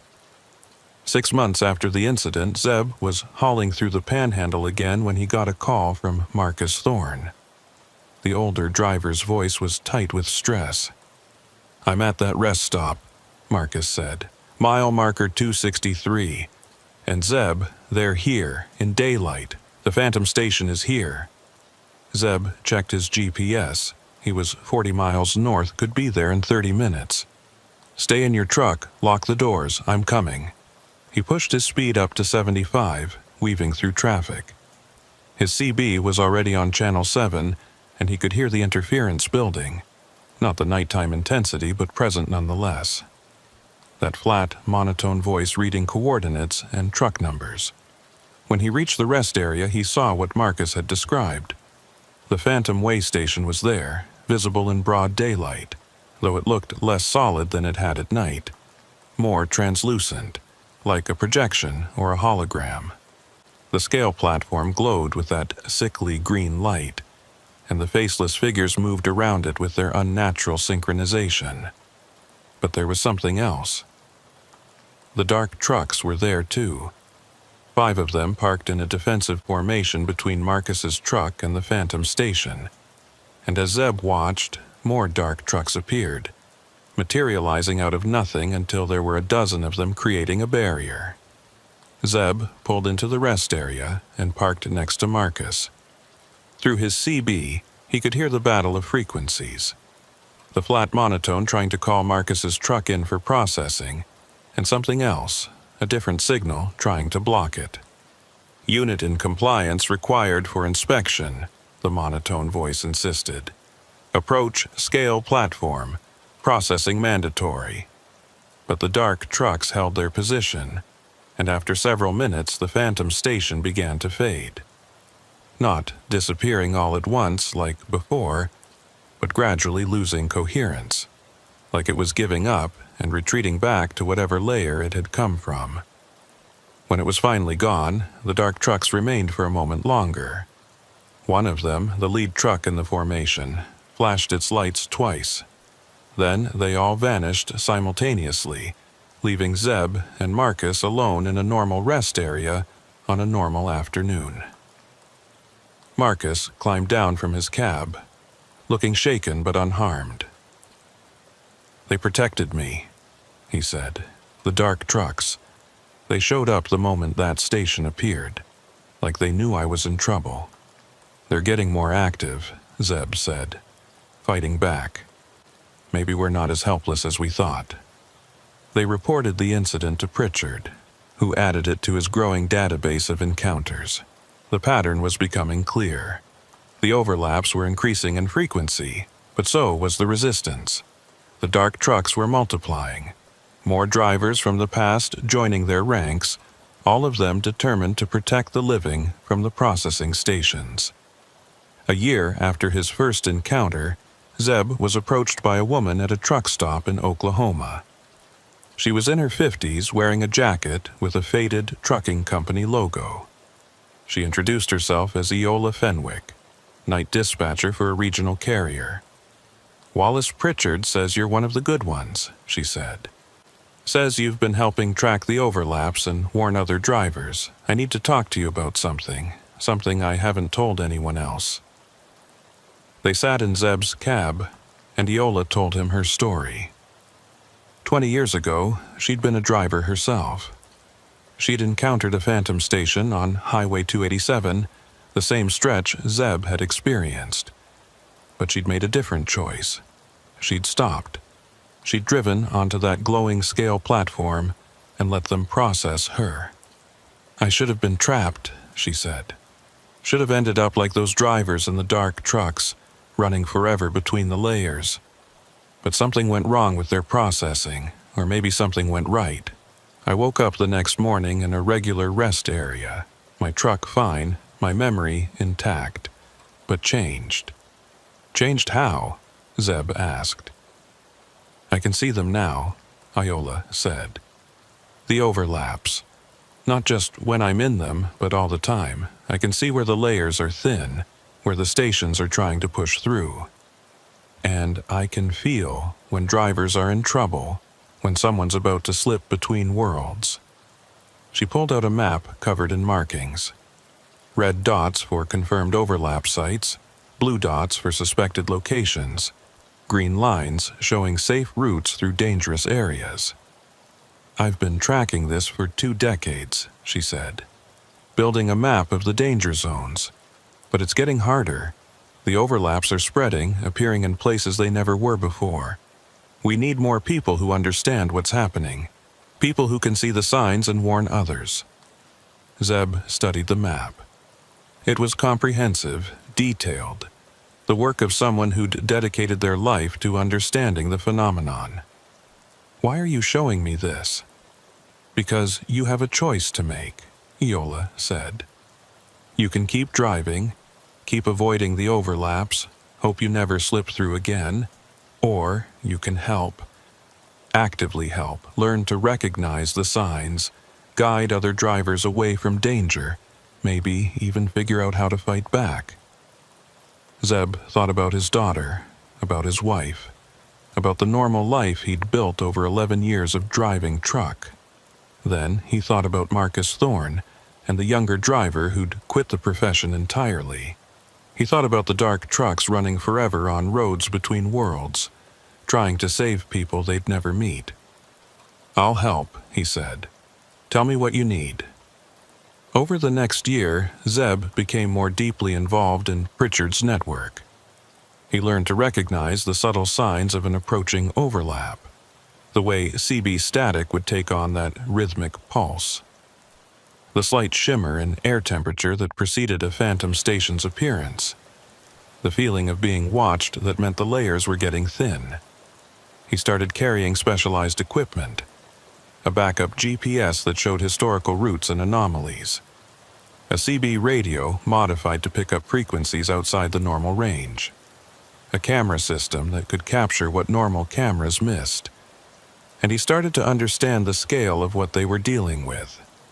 The phantom stations weren't random. They were part of a system, a network that existed parallel to the real highway system. And that network was growing, reaching out, trying to pull more of our reality into theirs. But the dark trucks were growing too, more drivers joining their ranks, more vehicles appearing to guide and protect. The battle between layers was intensifying, and humans caught in the middle had to choose sides. 2 years after his first encounter, Zeb was driving through the Panhandle again when he saw something new. A phantom station appearing at mile marker 247, the same place they'd felt that pulling force, but this time, the dark trucks were already there. Dozens of them, maybe 50 or more, surrounding the station in a tight perimeter, and they were pushing back. Zeb watched through binoculars as the dark trucks moved in coordinated patterns, their formation creating some kind of barrier around the phantom station. The green glow flickered and dimmed, the faceless figures moving erratically instead of with their usual synchronization. The station was weakening, being forced back to whatever layer it had come from. After 20 minutes, it collapsed entirely. One moment it was there, struggling against the dark truck's formation. The next moment it was gone, leaving nothing but empty highway and the dark trucks sitting in formation. Zeb grabbed his CB and switched to Channel 7. "This is Kincannon to Dark Convoy. I saw what you did. You're not just protecting anymore. You're winning." The response came immediately. That almost human voice he'd heard before. Not winning, holding, but more drivers are crossing over to help. Every year, more join us. Every year, we get stronger. Tell the living. Tell them we haven't given up. The dark trucks dispersed, vanishing into whatever dimension they inhabited when they weren't protecting drivers. But the message was clear. The battle could be won. Maybe not in Zeb's lifetime, maybe not for generations, but it could be won. Zeb continued his work with Pritchard's network, training new drivers to recognize the signs, building the database of safe routes and danger zones. He never encountered another phantom station directly, though he saw evidence of them regularly. Scorch marks on pavement at mile markers divisible by 13. Confused drivers reporting lost time and strange fuel consumption. The constant signs that the layers were still thin, still dangerous. But he also saw evidence of the dark truck's work. Drivers who should have been lost, somehow finding their way to safety. Phantom stations collapsing before they could claim victims. The slow, steady pushback against whatever was trying to merge the layers. 5 years after his first encounter, Zeb was training a new driver on overlap recognition when he got a call from Wallace Pritchard. The old man's voice was tired but satisfied. "We've mapped 90% of the danger zones now," Pritchard said. "Got protocols in place, warning systems, safe routes. Lost fewer drivers this year than any year in the past decade. We're making progress, Zeb. Real progress." "What changed?" Zeb asked. "Knowledge," Pritchard said simply.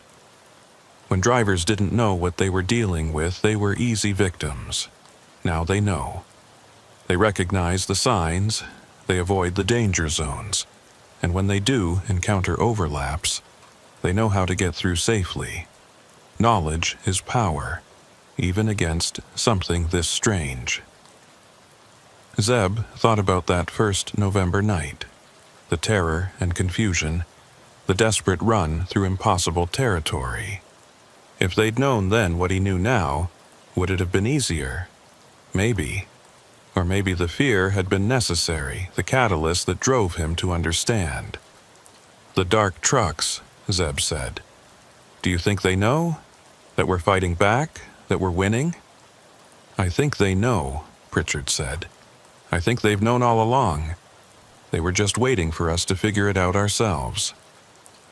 That night, Zeb sat in his truck at a rest area on Highway 287, watching the sun set over the Panhandle, mile marker 234, the place where his journey into strangeness had really begun.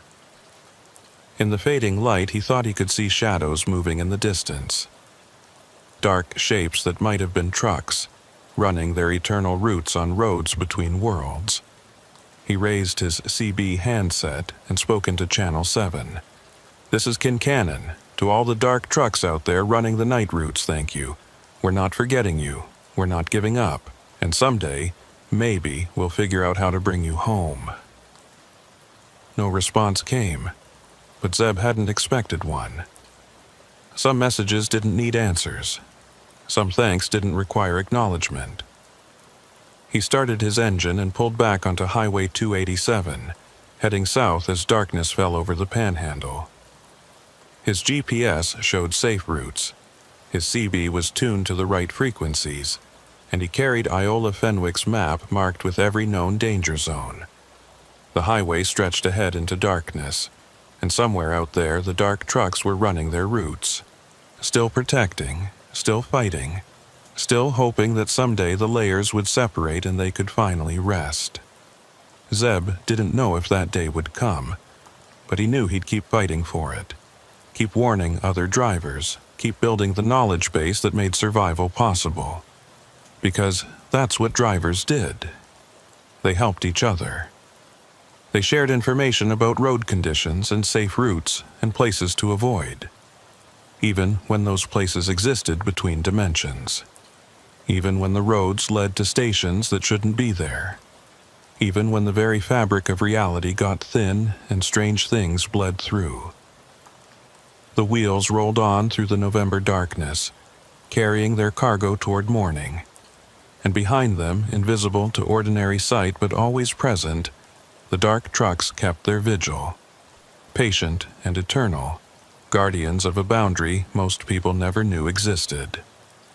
Highway 287 looked normal to passing cars.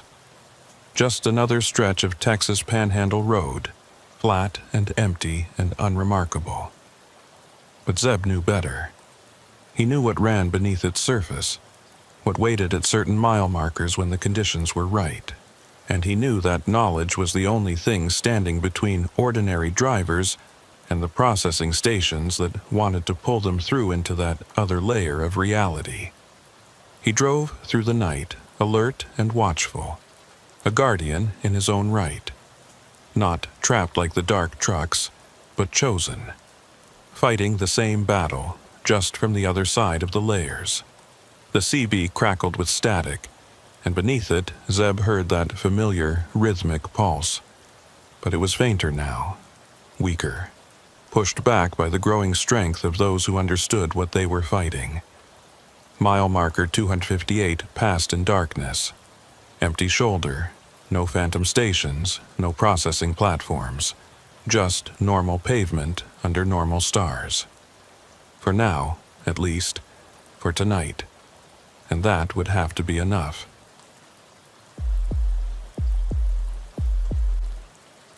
The rain hit Arliss Beaumont's windshield like handfuls of gravel thrown by an angry god. He'd been watching the storm build for the last hour as he drove south on Interstate 35 through central Texas, dark clouds boiling up from the Gulf and turning the late afternoon into premature twilight.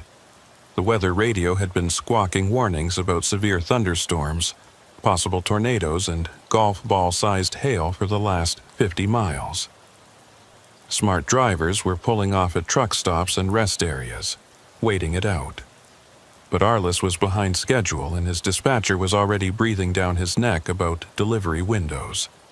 He was hauling electronics from Dallas to San Antonio, expensive cargo that meant he couldn't afford delays. The load was secure, the trailer was sealed, and his paperwork was perfect. Everything by the book, the way Arliss always ran. 14 years driving truck and he'd never missed a delivery window, never had a cargo claim, never had an accident beyond a few scraped fenders in tight loading docks. He took pride in that record. The storm caught him just north of Temple, hitting with a ferocity that made him immediately regret not pulling over earlier. Visibility dropped to maybe 20 feet, the rain so thick his wipers couldn't keep up even on their highest setting. Lightning struck close enough that he could smell ozone through his cab's air vents, and thunder rattled his windows hard enough that he worried about glass breaking. Arliss slowed to 40 miles per hour, then 30, then finally gave up and started looking for somewhere to pull off. The shoulder was too narrow and sloped, dangerous in conditions like this. He needed a proper parking area, somewhere flat where he could sit out the worst of the storm without risking his truck sliding into a ditch. A green sign appeared in his headlights, barely visible through the rain. Rest area 2 miles. He knew the spot, had stopped there before on previous runs. It was one of those older rest areas, built back in the 70s before they started making them fancy with visitor centers and vending machines. Just a big gravel lot with some picnic tables and a cinder block bathroom building. But it would do. The exit ramp was a river of water, his tires throwing up spray that obscured everything. Arliss took it slow, feeling his way down the ramp and onto the access road that led to the rest area. Through the rain, he could see a few vehicles already parked there, their shapes indistinct in the downpour. Good. He wasn't the only driver with enough sense to wait this out. He found a spot at the far end of the lot, away from the trees that lined the perimeter. No point in parking under branches that might come down in high winds. He backed his trailer into position, set his air brakes, and shut down the engine. The sound of rain hammering on metal was deafening, a constant roar that made it hard to think. Arliss settled back in his seat and pulled out his phone to call his dispatcher. No signal. He tried his CB radio instead, but all he got was static laced with interference from the lightning. Communication would have to wait until the storm passed. He poured coffee from his thermos and watched the rain sheet across his windshield. The storm showed no signs of letting up. If anything, it was getting worse. The wind was picking up, rocking his trailer on its suspension, and the lightning was nearly continuous now. Each flash illuminated the rest area in stark white light, revealing other trucks and cars hunkered down against the weather. After about 20 minutes, Arliss heard something that made him pause with his coffee cup halfway to his lips. It was a sound coming from behind him, from his trailer. A metallic tapping, rhythmic and deliberate. Tap, tap, tap. Pause. Tap, tap, tap. He set down his coffee and listened. The sound continued, cutting through the roar of rain and thunder. It sounded like someone was inside his trailer, tapping on the walls. But that was impossible. The trailer had been sealed at the loading dock in Dallas, the bolt seal intact when he'd checked it during his pre-trip inspection. Nobody could be inside. Probably just cargo shifting, he told himself. The storm was rocking the trailer pretty good. Maybe some of the boxes had come loose from the cargo straps and were sliding around. But even as he thought it, he knew it didn't make sense. The tapping was too regular, too deliberate. Cargo didn't shift in patterns like that. Arliss grabbed his rain jacket and opened his door, immediately getting hit by wind-driven rain that soaked through his jeans. He climbed down from the cab and made his way back to the trailer, holding onto the side of the truck to keep from being blown over. The wind was incredible, gusting hard enough to make him stagger. He reached the back of the trailer and checked the seal. Still intact, the numbered tag exactly matching what was on his paperwork. He put his ear against the cold metal of the door and listened. The tapping had stopped. Maybe it had been his imagination after all, or maybe the cargo had settled and wasn't shifting anymore. He was about to head back to his cab when he heard it again. But this time it wasn't tapping. It was scratching. Long, drawn-out scrapes like fingernails on metal, coming from multiple points inside the trailer. The sound made his skin crawl, not because it was loud, but because it was so clearly deliberate. Something inside that trailer was making that noise on purpose. Arliss backed away from the doors, rain streaming down his face. His rational mind insisted there had to be a logical explanation. Maybe animals had gotten into the trailer back at the loading dock, rats or possums looking for shelter. Maybe the electronics he was hauling had some kind of cooling fans that were making noise. Maybe the storm was creating some kind of acoustic effect that made normal sounds seem weird and directional. But none of those explanations felt right. The scratching continued, moving along the inside of the trailer walls, following a path from the doors toward the front where his cab was parked. Like something was walking the length of the trailer, dragging its hands along the metal as it moved. A flash of lightning lit up the rest area, and in that moment of stark illumination, Arliss saw someone standing next to one of the other trucks. A woman looking directly at him. She was drenched by the rain, her hair plastered to her head, but she wasn't moving, just standing there in the storm, watching him. Then the lightning faded and she was gone, swallowed by darkness and rain. Arliss blinked water out of his eyes and looked for her, but he couldn't see anything in the downpour. Had she even been real, or was the storm playing tricks on his vision? The scratching from his trailer grew louder, more insistent. Arliss hurried back to his cab and climbed inside, slamming the door against the wind. He locked it, then immediately felt foolish. Locked against what? Cargo doesn't need to use doors. He grabbed his logbook and checked the time. 5:47 p.m. He'd been parked here for maybe half an hour.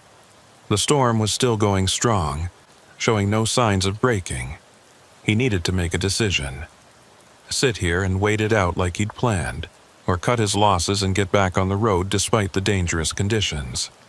The scratching stopped. The sudden silence was almost worse than the noise had been. Arliss sat in his driver's seat listening to rain and wind and his own breathing. The trailer behind him was quiet. No sounds coming from it at all. Maybe whatever had been making the noise had stopped. Maybe the cargo had settled. Maybe everything was fine.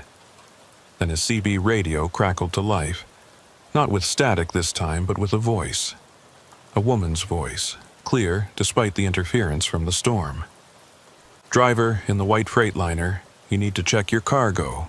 Something's not right in that trailer." Arliss grabbed his handset. "Who is this? How do you know what I'm hauling?" "I can see your truck from here," the voice responded. "And I can hear the sounds coming from your trailer. You're not the only one. My trailer's making noise too. So are at least 2 others in this lot. Something's wrong with all of us." Arliss looked out at the rest area, trying to spot which truck the voice was coming from. There were maybe 8 or 9 commercial vehicles parked in the lot, their shapes barely visible through the rain. "Where are you parked?" 2 rows over, Blue Kenworth.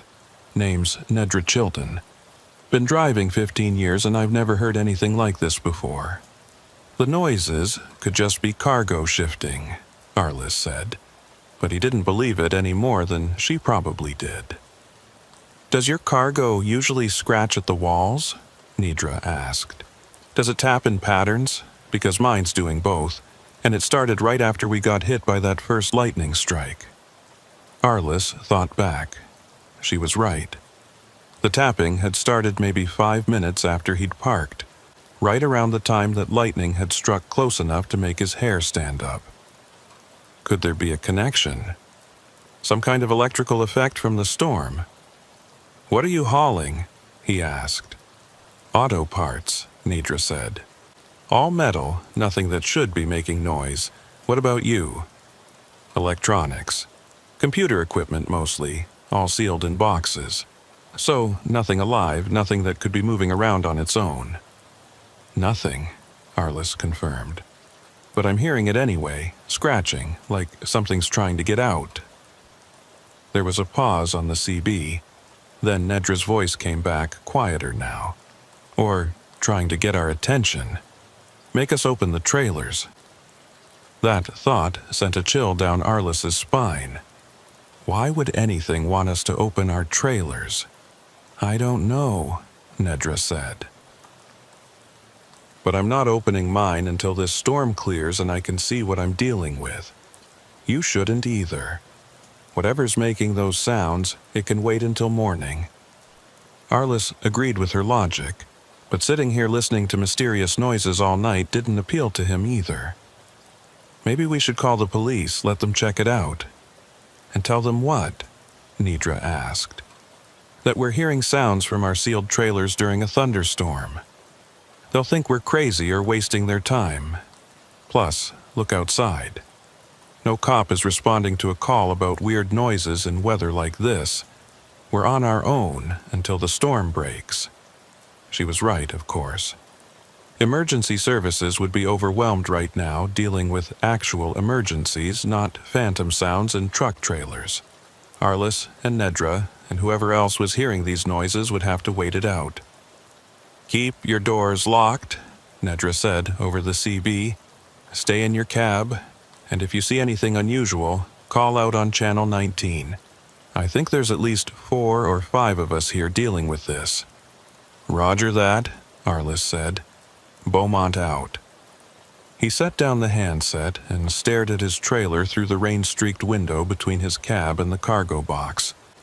Nothing visible from here, just the front wall of the trailer and the slight movement as wind rocked it on its air suspension. But he could still hear it, faintly now. That scratching moving back and forth along the inside walls. His phone buzzed. He grabbed it, surprised to see he had signal now. A text message from an unknown number. He opened it and felt his stomach drop. "Don't open the trailer. Stay in your cab. It knows you're listening." Arliss stared at the message. How did someone get his number? Who had sent this? He tried to reply, but the message failed to send. No signal again, like the brief window had closed. Another flash of lightning, and in that moment he saw her again. The woman who'd been standing in the rain earlier. She was closer now, maybe 30 feet from his truck, still watching him. Still not moving despite the wind and rain that should have been knocking her around. This time, when the lightning faded, Arliss kept watching the spot where she'd been. His eyes had adjusted enough to the darkness that he could see her silhouette, still standing there. Watching his truck. Watching him. The scratching from his trailer changed pitch, becoming higher, more frantic. And now, there was another sound mixed in with it. A low humming, almost subsonic, that he felt more than heard. It made his teeth ache and his vision blur slightly at the edges. Arliss grabbed his CB again. "Chilton, you hearing a humming sound? Low frequency?" "Yeah," Nedra's voice came back immediately. "Started about 2 minutes ago. It's making me nauseous." "Same here. What is that?" "I don't know, but it's getting stronger." "And Beaumont? There's someone standing outside your truck. Woman in a dark jacket. She's been there for about 5 minutes now." Arliss felt ice water run down his spine. Nedra could see the woman too. So she was real. Not a hallucination brought on by storm stress or carbon monoxide or any of the other rational explanations his mind had been grasping for. "Is she doing anything?" he asked into the CB. "Just standing there, watching." "But Beaumont, here's the thing. She's not getting wet. The rain's coming down in buckets, but it's like it's going around her. She's completely dry." Arliss looked more carefully at the woman's silhouette. Nedra was right. He could see rain falling all around her, but none of it seemed to be touching her. Her hair wasn't plastered down. Her clothes weren't clinging to her body. She was standing in the middle of a thunderstorm and staying perfectly dry. The humming grew louder, and now Arliss could see his coffee cup vibrating on the dashboard, the liquid inside creating ripples. The windows were buzzing in their frames, and he could feel the vibration through the steering wheel, through the seat, through the floor beneath his feet. "This isn't right," he said into the CB. "We need to get out of here." "In this storm?" Nedra asked. "We'll end up in a ditch or worse. We're safer sitting still." But Arliss wasn't sure about that anymore. The humming was inside his head now, making it hard to think clearly. The scratching from his trailer had become frantic. Dozens of points of contact scraping against metal in patterns that almost seemed coordinated. Another vehicle's headlights came on, about 3 rows over from Arliss's position. The truck started moving, pulling out of its parking spot and heading for the exit. Arliss watched it navigate carefully through the flooded lot, windshield wipers fighting the rain. "Someone's leaving," he said into the CB. "I see it," Nidra confirmed. "Can't blame them. This whole situation is wrong." The departing truck reached the exit and turned onto the access road, its taillights disappearing into the rain. For a moment, Arliss considered following, making a run for it despite the storm. But before he could start his engine, something changed. The woman who'd been watching his truck suddenly moved. Not walking, but gliding, like she was on wheels or floating just above the ground. She moved toward the exit where the other truck had just left, her motion smooth and unnatural. Then she disappeared, not gradually, not obscured by rain or darkness. She simply vanished like she'd never been there at all. "Did you see that?" Nidra asked over the CB, her voice tight with fear. "I saw it," Arliss confirmed. "Where did she go?" Before Nedra could answer, another voice broke in on the CB. Male, older, with a Texas drawl. "This is Hoyt Bramble in the red Peterbilt. Anyone else seeing things that ain't quite right? Because I got a situation here that I can't explain." "What kind of situation?" Arliss asked. "I got out to check my trailer seals about 10 minutes ago," Hoyt said. "Took maybe 90 seconds. But when I got back to my cab and checked my clock, it showed I'd been gone for 17 minutes. That ain't possible, but there it is." Arliss looked at his own clock. 5:53 p.m. He'd parked here at 5:17, which meant he'd been here for 36 minutes. That seemed about right, though with the storm and the strange events, time had gotten a bit slippery in his mind. "Check your fuel receipts," Hoyt continued. "From your last fill-up, check the timestamp." Arliss dug out his receipt from the fuel stop in Waco, about 80 miles back. He'd filled up at 2:45 p.m. according to the timestamp on the receipt, but according to his dashboard clock, that was over 3 hours ago. The drive from Waco to this rest area should have taken maybe 90 minutes, not 3 hours. "My times don't match up either," Nedra said over the CB. "I'm showing time I can't account for. Like I lost an hour somewhere between filling up and parking here. So all three of us are missing time," Arliss said. "And we're all hearing sounds from our trailers. And there's a woman who can stand in the rain without getting wet. Anyone want to tell me what we've driven into?" Nobody answered. The CB crackled with static, and beneath it, Arliss could hear that low humming coming through the speaker. The same frequency that was vibrating through his truck, now being broadcast on the radio frequency. The scratching from his trailer had stopped. The sudden silence was almost worse than the noise. Arliss sat in his cab, rain hammering down, and tried to think through what was happening.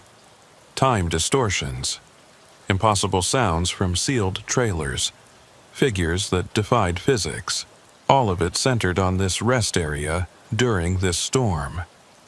There had to be a rational explanation. There always was. Electromagnetic interference from the lightning could cause equipment malfunctions, timestamps to be wrong, radios to pick up strange signals.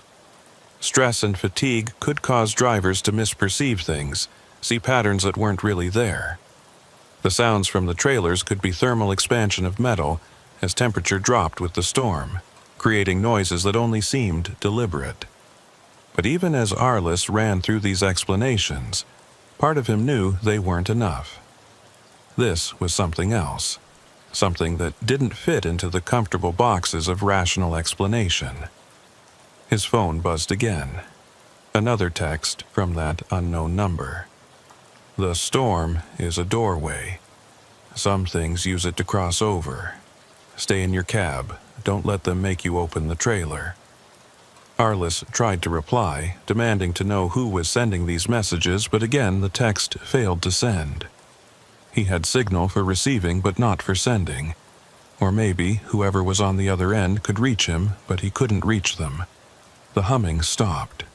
The sudden absence of that subsonic vibration left Arliss feeling disoriented, like his inner ear hadn't gotten the message that the sound was gone. He shook his head, trying to clear it, and looked out at the rest area. The rain was starting to let up slightly, the downpour easing into merely heavy rain instead of the apocalyptic deluge it had been. Through the lessening precipitation, Arliss could see the other trucks parked in the lot more clearly now. Maybe a dozen vehicles total, all of them dark and silent. Except one. 3 rows over, a truck's trailer doors were standing open. The cargo area was lit from within by a sickly yellow-green light that pulsed like a heartbeat. And in that light, Arliss could see movement. Shapes that didn't quite make sense. Forms that his eyes couldn't quite process. "Chilton," he said into his CB. "You seeing what I'm seeing? 3 rows over?" "I see it," Nedra's voice came back, strained. "That's the truck that left a few minutes ago.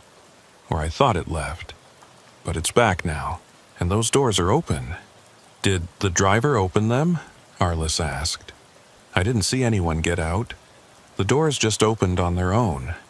That wasn't possible. Trailer doors didn't open themselves. Someone had to release the latches, pull the pins, swing the heavy doors wide. But Arliss was looking at doors that were definitely open with no one visible near them. The pulsing light from inside the trailer was getting brighter, and the shapes moving in that light were becoming more distinct. They looked almost human, but the proportions were wrong. Arms that were too long, heads that sat at odd angles, movements that were too smooth and too jerky at the same time. "We need to leave," Nedra said over the CB, fear clear in her voice now. "Right now. Storm or no storm, we need to get out of this place." Arliss agreed with her completely. Whatever was happening here, whatever had used the storm as cover to manifest or cross over, or whatever the hell it was doing, they needed to be somewhere else when it finished. He reached for his ignition key. His hand froze halfway there. Standing directly in front of his truck, blocking his path, was the woman. She was closer than she'd ever been, close enough that Arliss could see her face clearly despite the darkness and rain. She had no expression at all, her features smooth and blank like a mannequin, and she was pointing at his trailer. Not just pointing, beckoning, telling him to go back there to open the doors to see what was inside. Arliss grabbed his CB. "She's back, right in front of my truck. She wants me to open my trailer." "Don't do it." Hoyt's voice came back immediately. "Whatever you do, don't open those doors. That's what they want. That's what all of this has been about." "Who are they?" Arliss demanded. "What are they?" "Don't know and don't want to know," Hoyt said. "But I've been driving these roads for 30 years and I've heard stories. Things that show up during storms. Things that try to hitchhike in trailers. Things that want to get where we're going. If you open that trailer, you're letting them in. And once they're in, they're not getting out." The woman moved closer, her blank face now pressed against Arliss's windshield. She traced a pattern on the wet glass with one finger, a symbol that hurt to look at directly. And behind her, Arliss could see more figures emerging from the darkness. Dozens of them, all with the same blank faces, all moving with that same unnatural gliding motion. They were surrounding his truck, surrounding all the trucks. And the humming was starting again, stronger now, making the entire vehicle vibrate. Inside his trailer, the scratching resumed, but this time it was different. This time it sounded like it was coming from the outside of the trailer walls, not the inside, like something was trying to get in rather than trying to get out. Arliss made his decision. He fired up his engine, put the truck in gear, and hit the gas. The woman in front of his truck didn't move, didn't try to get out of the way. His bumper went right through her like she wasn't even there, passing through her form without resistance. In his rearview mirror, he saw her still standing in the same spot, her blank face turning to watch him drive away. The figures surrounding the other trucks didn't try to stop him. They just watched as he navigated through the flooded parking lot towards the exit. Behind him, that truck with the open doors was pulsing with light, and more figures were gathering around it, drawn to the opening like moths to a flame. Arliss hit the access road doing 30, tires throwing up spray. His CB crackled with Nedra's voice. "I'm right behind you. Hoyt's following too. Anyone else who can move, get out now." The rest area receded behind them as they pulled onto I-35, heading south through rain that was already starting to lighten. Arliss's heart was pounding, his hands shaking on the wheel. Behind him, his trailer was silent now. No scratching, no humming, just the normal sound of cargo riding on air suspension. Whatever had been happening back there, they'd escaped it. For now. Arliss drove for 20 miles before his hands stopped shaking enough to trust himself on the highway. The rain had tapered off to a light drizzle, and the storm clouds were breaking up to reveal patches of dark sky. Other traffic was starting to appear on I-35, vehicles that had waited out the worst of the weather now getting back on the road. Everything looked normal, ordinary, like the last hour at that rest area had happened in a different reality. His CB crackled with Nedra's voice. "Beaumont, you still with us?" "I'm here," Arliss said, checking his mirrors to confirm the blue Kenworth was still behind him. "Hoyt?" "Right behind Chilton," the older driver confirmed. "We need to talk about what just happened back there. Pull off at the next truck stop and let's compare notes." Arliss saw a sign for a Flying J at the next exit, 5 miles ahead. "I'll meet you at the fuel islands. Give me a chance to check my trailer seals, make sure everything's still locked down." The truck stop was busy with drivers who'd sheltered from the storm, but Arliss found a spot at the diesel pumps and pulled in. Nedra parked next to him, and Hoyt pulled up on the other side. All 3 drivers climbed down from their cabs, looking shaken and exhausted despite only having driven a short distance. Nedra Chilton was a woman in her late 40s with gray streaks in her dark hair and the weathered look of someone who'd spent years behind a wheel. Hoyt Bramble was older, probably in his 60s, with a salt and pepper beard and eyes that had seen a lot of highway. They gathered near Arliss's trailer, and he could see both of them were as rattled as he felt. "First things first," Hoyt said. "Let's check those seals. Make sure they're still intact."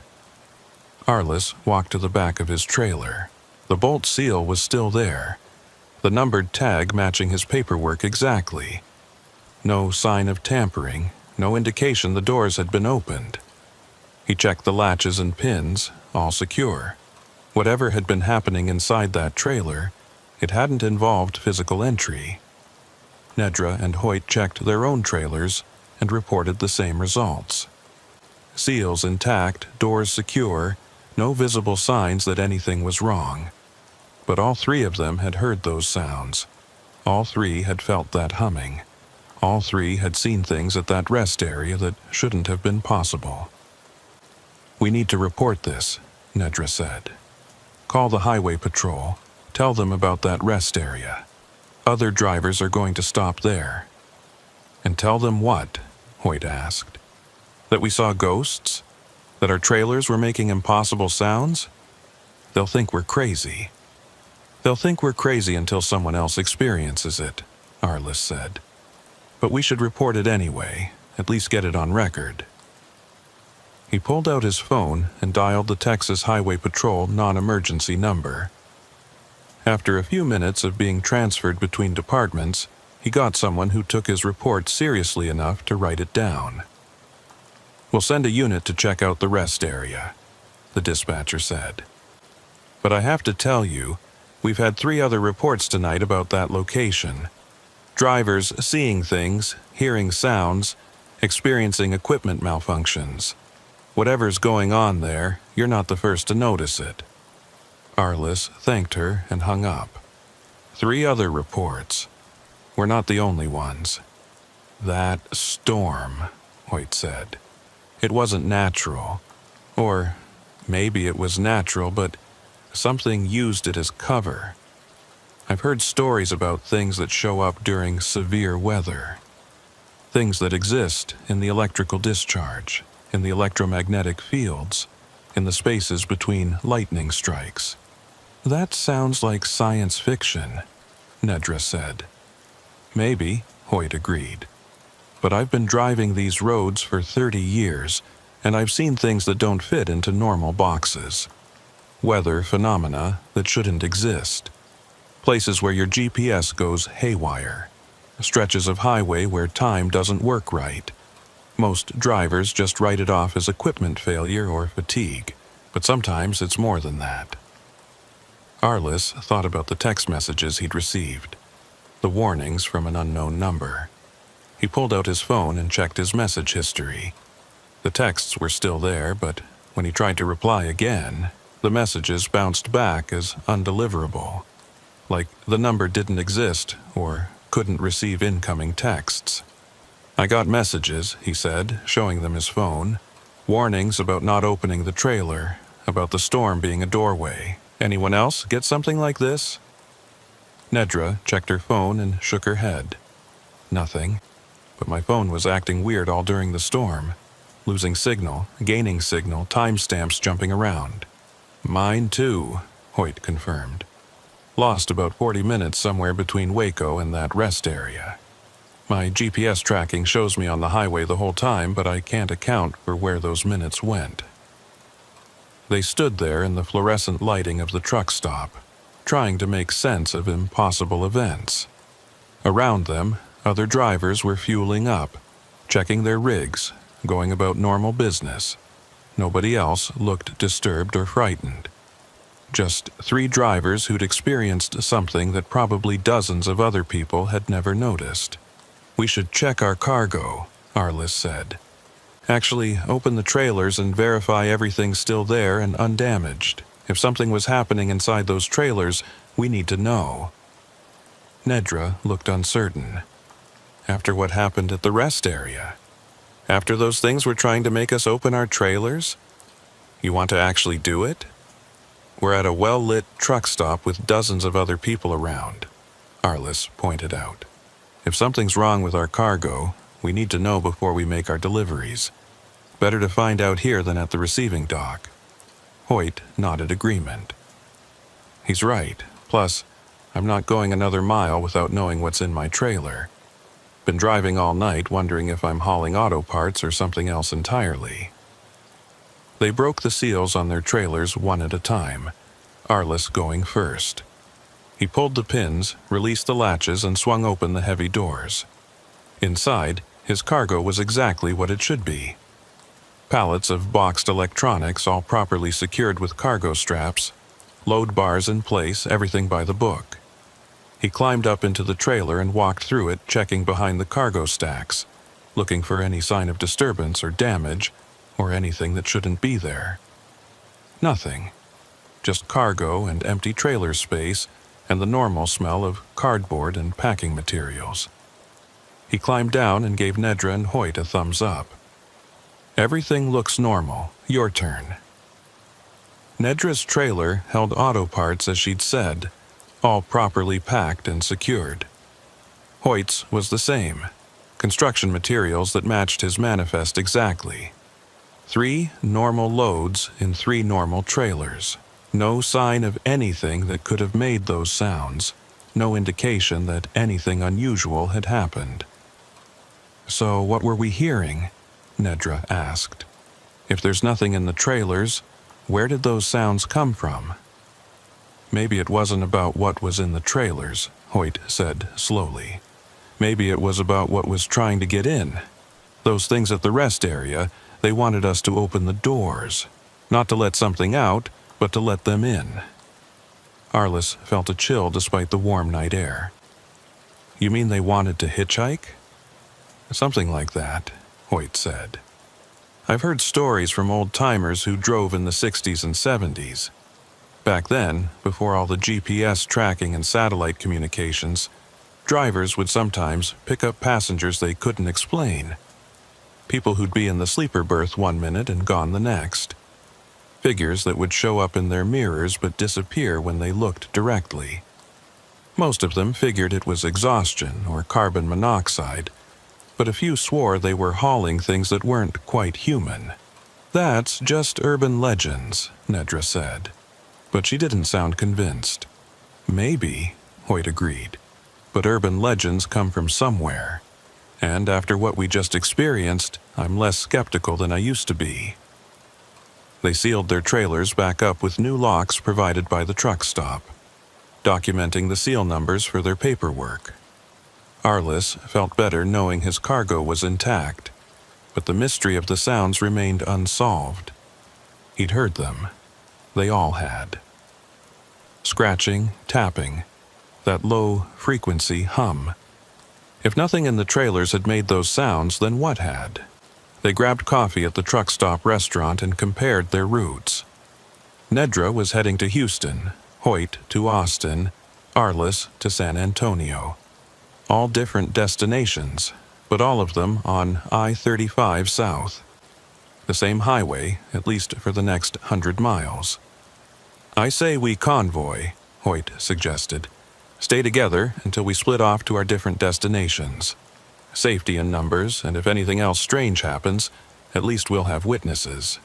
Arliss and Nedra agreed. They finished their coffee, topped off their fuel tanks, and got back on the highway just after 8 p.m. The storm had passed completely now, leaving behind clear skies and a nearly full moon that lit up the landscape. Traffic was moderate, a steady stream of vehicles moving south. For the first 50 miles, everything was normal. Arliss kept his speed at 65, Nedra running parallel in the left lane, Hoyt bringing up the rear about a quarter-mile back. The CB was quiet except for occasional chatter from other drivers, traffic reports and weather updates, and the normal discourse of life on the road. Then, at mile marker 215, Arliss's dashboard clock did something impossible. He glanced at it and saw 8:47 p.m. He looked back at the road, checked his mirrors, looked at the clock again. Now it read 8:51 p.m. 4 minutes had passed in what felt like seconds. He grabbed his CB. "Chilton, Bramble, check your clocks. Tell me what time you're showing." 8:51, Nedra responded immediately. "Same here," Hoyt confirmed. "Why?" "My clock just jumped forward 4 minutes," Arliss said. "Like I lost time but didn't notice." There was silence on the CB for a moment. Then Nedra said, "My fuel gauge just dropped 1/8 of a tank. That's not right. I filled up completely at the truck stop." "Mine too," Hoyt added. "Lost about the same amount. And my odometer is showing 3 miles more than the last marker I passed." They were losing time and fuel, gaining miles that didn't exist on the highway. The same phenomena they'd experienced at the rest area, now happening while they were moving. Arliss felt his pulse quicken. Whatever had been at that rest area, it hadn't stayed there. It was following them. "We need to check our trailers," Arliss said. "Pull off at the next exit and check the seals." "Last time we pulled off, things got bad," Nedra pointed out. "Maybe we should keep moving, get to a populated area before we stop." But the decision was made for them. Ahead, in the darkness, Arliss could see lights. Not headlights from oncoming traffic, but stationary lights alongside the highway. As they got closer, he realized it was another rest area, and it looked exactly like the one they'd fled from an hour ago. Same layout, same buildings, same gravel parking lot. "That's impossible," Nedra said over the CB. "We're 100 miles from that rest area. How can it be here?" "It's not the same one," Hoyt said. "It's another one. Or maybe it's the same one following us. I don't know anymore." The rest area signs were lit up, directing traffic to take the exit. But Arliss had no intention of stopping there. He kept his speed steady, preparing to drive right past it. Nedra and Hoyt did the same, all 3 trucks maintaining formation as they approached the exit. Then Arliss's trailer started making that sound again. The scratching, The tapping, the low-frequency hum that made his teeth ache. And in his rearview mirror, he could see figures standing at the rest area entrance. Dozens of them, all with those blank faces, all watching his convoy pass. "They're there," he said into the CB. "The same things from before. They're at this rest area too." "I see them," Nedra confirmed. "How are they following us? How are they everywhere?" "They're not following us," Hoyt said, his voice grim. "We're following them, or we're still in their territory. Maybe we never left." Arliss didn't want to believe that, but he couldn't shake the feeling that Hoyt might be right. The time distortions, the fuel loss, the repeating rest areas. Maybe they hadn't escaped at all. Maybe they'd driven deeper into whatever phenomenon had manifested during the storm. Mile marker 220 passed, then 225. Each marker seemed to take longer to reach than it should, like distance was stretching. Arliss checked his GPS and saw something that made his blood run cold. According to the satellite view, he was on I-35. But the route line was flickering, jumping back and forth between two slightly different paths, like there were two versions of the highway occupying the same space. "GPS is glitching," he reported over the CB, "showing me in two places at once." "Mine's doing the same thing," Nedra said. "And I'm picking up a weird signal on my CB. Channel 7, listen to this." She switched frequencies and Arliss followed suit. On Channel 7, beneath the static, he could hear voices. Not the flat monotone from before, but actual human voices. Drivers calling for help, reporting their locations, asking for guidance. And all of them sounded terrified. "This is Beaumont southbound on I-35, Arliss transmitted on Channel 7. "To anyone receiving, what's your situation?" A voice came back immediately, a woman who sounded close to panic. "I can't get off the highway. Every exit I take leads back to I-35. I've been driving for 3 hours, and I keep passing the same landmarks. Please, someone help me figure out what's happening." Another voice, male and older. "My trailer doors opened while I was driving. I stopped to close them and saw things inside that shouldn't be there. Things that weren't there when I loaded. I'm too scared to stop again." More voices joined in, a chorus of confused and frightened drivers all experiencing similar phenomena. Time distortions, impossible sounds from trailers, exits that led nowhere, rest areas that appeared where they shouldn't be. And all of them were on I-35, all heading south, all caught in the same trap. "How many of us are there?" Nedra asked into the CB. "How many drivers are stuck in this?" Hoyt's voice came back heavy with realization. "All of us who stopped at that rest area during the storm. We're all caught in whatever this is. We drove into something and we can't drive out." Arliss wanted to argue, wanted to insist there had to be a way out. But the evidence was mounting that Hoyt was right. They were trapped in some kind of loop, some pocket of reality that overlapped with normal highway but didn't quite align with it. And the things with the blank faces were the residents, the natives, the things that lived in these spaces between. "There has to be a way out," Arliss said into the CB. "We just need to figure out what it is.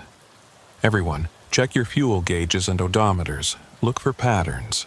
The CB filled with reports. Every driver was experiencing the same issues. Fuel draining faster than it should, odometers showing extra miles, clocks jumping forward in irregular intervals. But there was a pattern. The time jumps happened at mile markers that were multiples of 7. The fuel loss was proportional to how long they'd been in the loop. And the odometer discrepancies all added up to exactly 37 miles, no matter how far each driver thought they'd traveled. 37 miles, Nedra said. That's specific. That means something. Arliss pulled out his atlas and checked the map. From the rest area, where they'd first encountered the phenomenon, to San Antonio was exactly 37 miles. But they'd already driven past that point. They should be well south of San Antonio by now, but according to his GPS, they were still somewhere near Temple. "It's keeping us in a specific range," he said. "A bubble or a zone. 37 miles of highway that's been, what, displaced? Copied? Overlapped with something else? The storm did it," one of the voices on Channel 7 said. It was Hoyt. The electromagnetic discharge, the lightning, whatever energy was present during that storm, it created a boundary condition. Like a door opened between dimensions and we drove through it. "So how do we close the door?" another driver asked. "How do we get back to normal reality?" Nobody had an answer. The CB fell silent except for static, and Arliss could hear that humming starting again. Coming from his trailer, coming through the radio, coming from the highway itself. The sound was building, growing stronger, and with it came that sense of wrongness, of reality bending in ways it shouldn't. Mile marker 230 appeared ahead. According to Arliss's earlier calculations, this should be the edge of the 37-mile zone. If there was going to be a way out, it would be here. He checked his mirrors and saw Nedra's Kenworth right beside him, Hoyt's Peterbilt still following behind. All three trucks running together, approaching the boundary. The humming grew louder. Arliss's vision began to blur at the edges, like looking through water.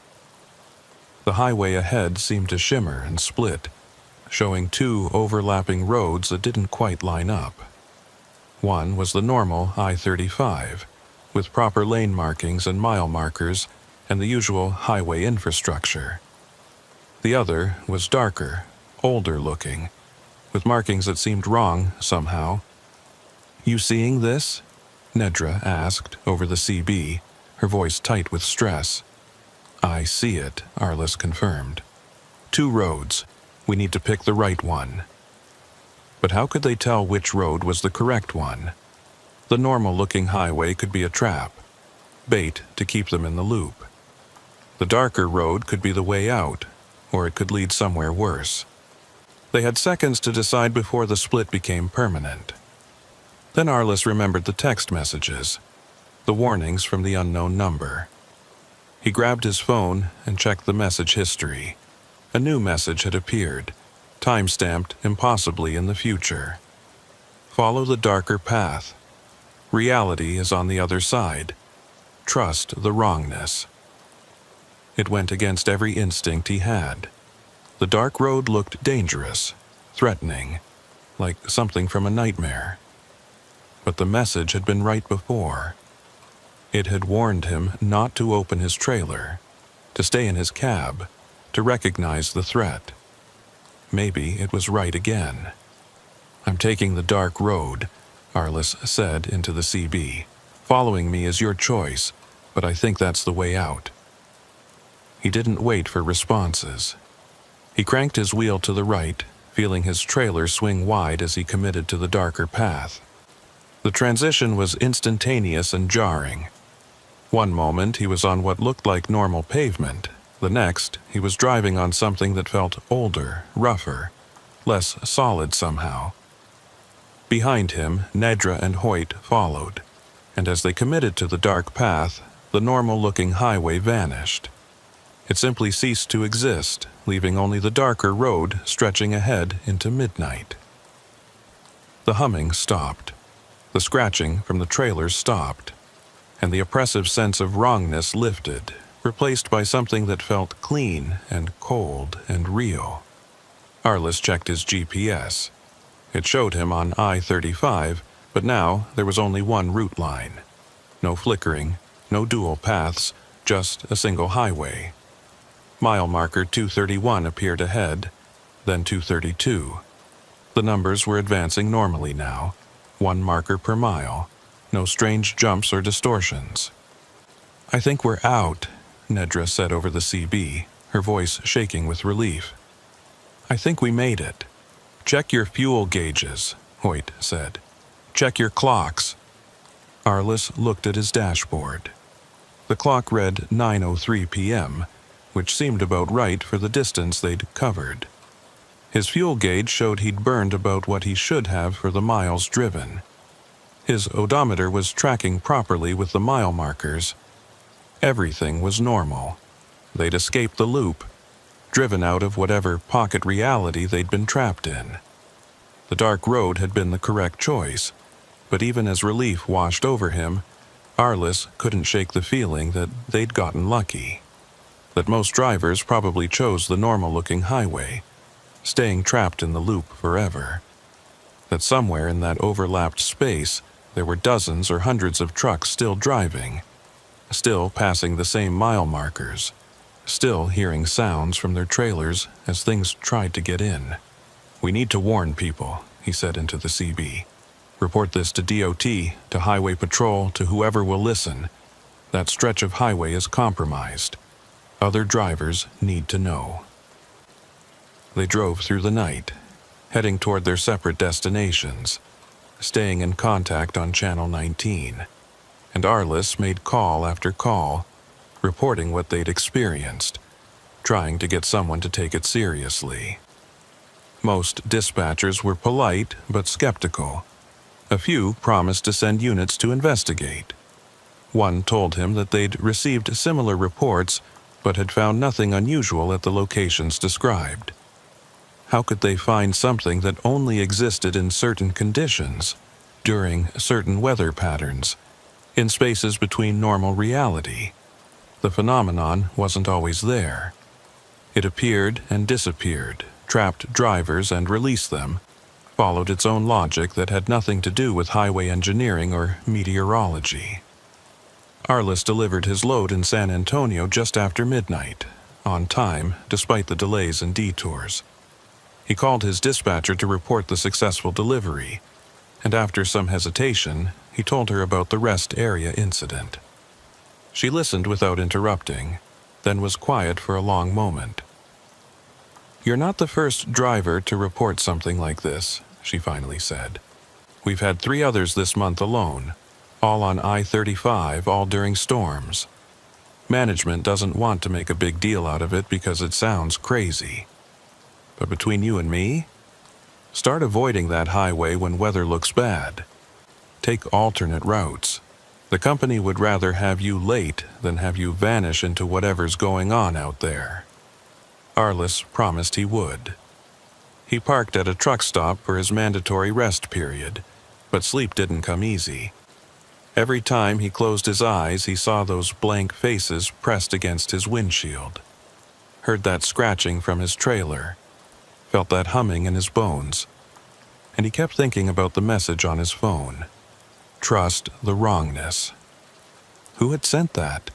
How had they known what was happening? Were there others out there who understood this phenomenon, who'd mapped it, who could see the boundaries between reality and whatever lay beyond? He needed to find out, because one thing was certain: he'd be driving I-35 again. He couldn't avoid it forever. And next time, he needed to be prepared. Needed to know what signs to watch for, what choices to make, how to navigate through spaces that shouldn't exist. The humming might have stopped for now, but Arliss had a feeling it was far from over. Arliss woke at 6 a.m. to his phone buzzing with a call from an unknown number. For a moment, he considered letting it go to voicemail, but something made him answer. The voice on the other end was female, middle-aged, speaking with the precise diction of someone who'd spent years on dispatch radios. "Mr. Beaumont, my name is Eola Fenwick. I'm a night dispatcher for Crossland Freight out of Oklahoma City. I understand you had an incident on I-35 last night. The kind of incident that doesn't make it into official reports." Arliss sat up in his sleeper berth, immediately alert. "How do you know about that?" "Because I've been tracking these incidents for 7 years," Iola said. "And because I was the one sending you those text messages. We need to talk, Mr. Beaumont. Somewhere private. Somewhere we can compare information without being overheard. Are you still in San Antonio? Yeah, Arliss said carefully, at a truck stop off I-10. There's a diner called Martha's about 3 miles from your location. Meet me there in an hour, come alone, and bring any documentation you have from last night. Fuel receipts, GPS logs, anything that shows the time and fuel discrepancies. She hung up before Arliss could ask more questions. He sat there holding his phone, debating whether this was a good idea. Meeting a stranger who somehow had his phone number and had been monitoring his movements. But she'd sent those warnings. She'd known what was happening before he did. That meant she had information he needed. He cleaned up, grabbed his paperwork, and drove his personal truck to the diner. Martha's was one of those old-style highway restaurants that had been serving truckers since the 50s, with a gravel parking lot and a neon sign that flickered in the early morning light. Only a few vehicles were parked outside this early. Inside, Iola Fenwick was waiting in a corner booth. She was in her early 50s with gray-streaked brown hair pulled back in a practical ponytail, wearing jeans and a flannel shirt that looked like they'd seen a lot of highway miles. Her eyes were sharp and assessing as Arliss slid into the booth across from her. "You escaped," she said, without preamble. "That's good. Most drivers don't, at least not on their first encounter. The fact that you chose the darker path shows good instinct." "How did you know to warn me?" Arliss asked. "How did you even know I was there?" Iola pulled out a laptop and opened it to show a map covered in colored markers. Red dots, blue lines, yellow zones, all overlaid on highway routes across Texas. "I monitor weather patterns, driver reports, GPS anomalies, anything that might indicate a manifestation. When that storm formed yesterday, I knew it had the right characteristics. Severe electrical activity, rapid pressure changes, specific wind patterns. The conditions were perfect for a boundary event." "A what?" "That's what I call them," Iola said. "Boundary events. Places where reality gets thin, where the normal rules stop applying. They usually form during extreme weather, in areas where there's already some kind of geographical anomaly. Underground water, magnetic deposits, intersection of ley lines if you believe in that sort of thing. The storm provides the energy. The location provides the anchor point, and something opens up. A door, a window, a crack in reality. Pick your metaphor." Arliss spread his paperwork on the table. Fuel receipts showing impossible consumption rates, GPS logs showing positions that jumped around, timestamps that didn't align with his dashboard clock. "So, what happened to us? We drove into one of these boundary events? More accurately, you drove into the space it created," Iola said, examining his documents. "These events don't just open doors, they create pockets, bubbles of altered space that overlay normal geography. You're still on I-35, but you're also somewhere else, somewhere that looks like I-35 but operates on different rules." "The 37-mile loop," Arliss said. "Why that specific distance?" "I don't know," Iola admitted. "Every boundary event has different characteristics, different sizes, different rules, different dangers. Some are just a few hundred yards. The one you encountered was 37 miles. I've documented one in Oklahoma that's over 90 miles. They're not consistent." She pulled up a database on her laptop showing dozens of incident reports. Dates, locations, driver testimonies, all cross-referenced with weather data and geographical information. It was comprehensive, professional, the work of someone who'd dedicated years to understanding this phenomenon. "How many drivers have been caught in these things?" Arliss asked. "Hundreds, probably," Iola said. "Most don't report it because they don't want to sound crazy. Some report it and get dismissed as fatigued or hallucinating. A few, like you, escape and want answers. Those are the ones I try to find and warn before they encounter another event." So, this happens regularly? These boundary events are common? More common than anyone wants to admit, Iola said. I've documented 47 events in Texas alone over the past 7 years. Probably more that I haven't found. They form during severe weather, last anywhere from a few hours to a few days, then collapse. Most drivers who get caught either find their way out eventually or... She trailed off. Or what? Arliss pressed. Or they don't come out, Iola said quietly. Their trucks are found abandoned, no sign of the driver. Or they're never found at all. Just vanish from GPS tracking, stop responding to dispatch, cease to exist. Officially, they're listed as missing persons. Unofficially, they're trapped in boundary events that never collapsed. Or they went so deep into the altered space that they couldn't find their way back. Arliss thought about the voices he'd heard on Channel 7. All those drivers calling for help, reporting that they couldn't get off the highway, describing the same phenomena. How many were trapped in the event last night? Based on traffic patterns and storm data, probably 8 to 12 commercial vehicles, Iola said.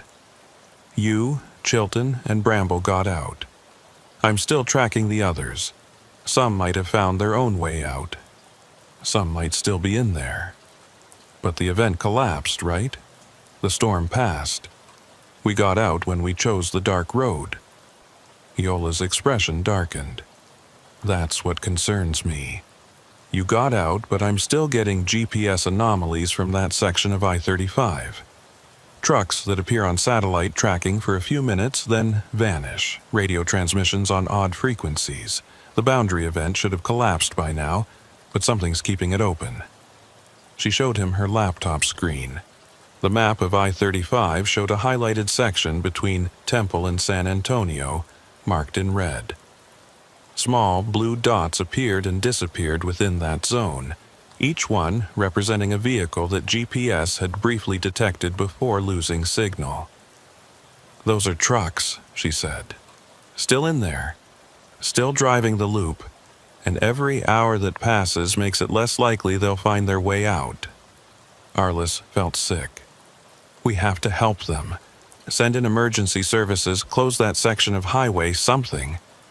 I've tried, Iola said. Highway Patrol investigated and found nothing unusual. The road looks normal to anyone who isn't caught in the event. You could drive through that section right now in broad daylight and never notice anything wrong. The boundary only reveals itself under specific conditions. Then what conditions? Arliss demanded. How do we trigger it so we can rescue those drivers? That's the problem. I don't know exactly. Weather is part of it, but not all of it. There's something else, some trigger I haven't identified yet. The drivers who get caught seem to be the ones who stopped at specific locations during the storm. Rest areas, certain exit ramps, particular mile markers. But I can't predict which locations will become anchor points for a boundary event. Arliss remembered the rest area, the figures with blank faces, the way reality had seemed to bend and twist around that location. The things we saw, the figures, what are they? Inhabitants, Iola said. Or maybe manifestations of the boundary space itself. I don't know if they're conscious entities or just phenomena that look like entities, but they're consistent across different events. Humanoid forms, blank faces, trying to get into trailers, trying to make drivers open their cargo. Always the same pattern. Why trailers specifically? What do they want with our cargo? I don't think they want the cargo, Iola said. I think they want the space. Trailers are enclosed, sealed, separated from the cab. They're like little pockets of isolated reality. Maybe that's what these entities need to move from one place to another. A container they can hide in, hitchhike in, use to cross back into normal reality. The thought made Arliss's skin crawl. So if we'd opened our trailers back at that rest area, You would have let them in, Iola confirmed, and they would have been there when you reached your destination, in San Antonio, or Houston, or wherever you were delivering, stepping out into normal reality, carrying whatever wrongness they brought with them from the boundary space. Jesus, Arliss muttered. So, every time a driver gets caught in one of these events and opens their trailer, they could be releasing something? Maybe, Iola said. Or maybe nothing happens and they just find their normal cargo. I don't have enough data.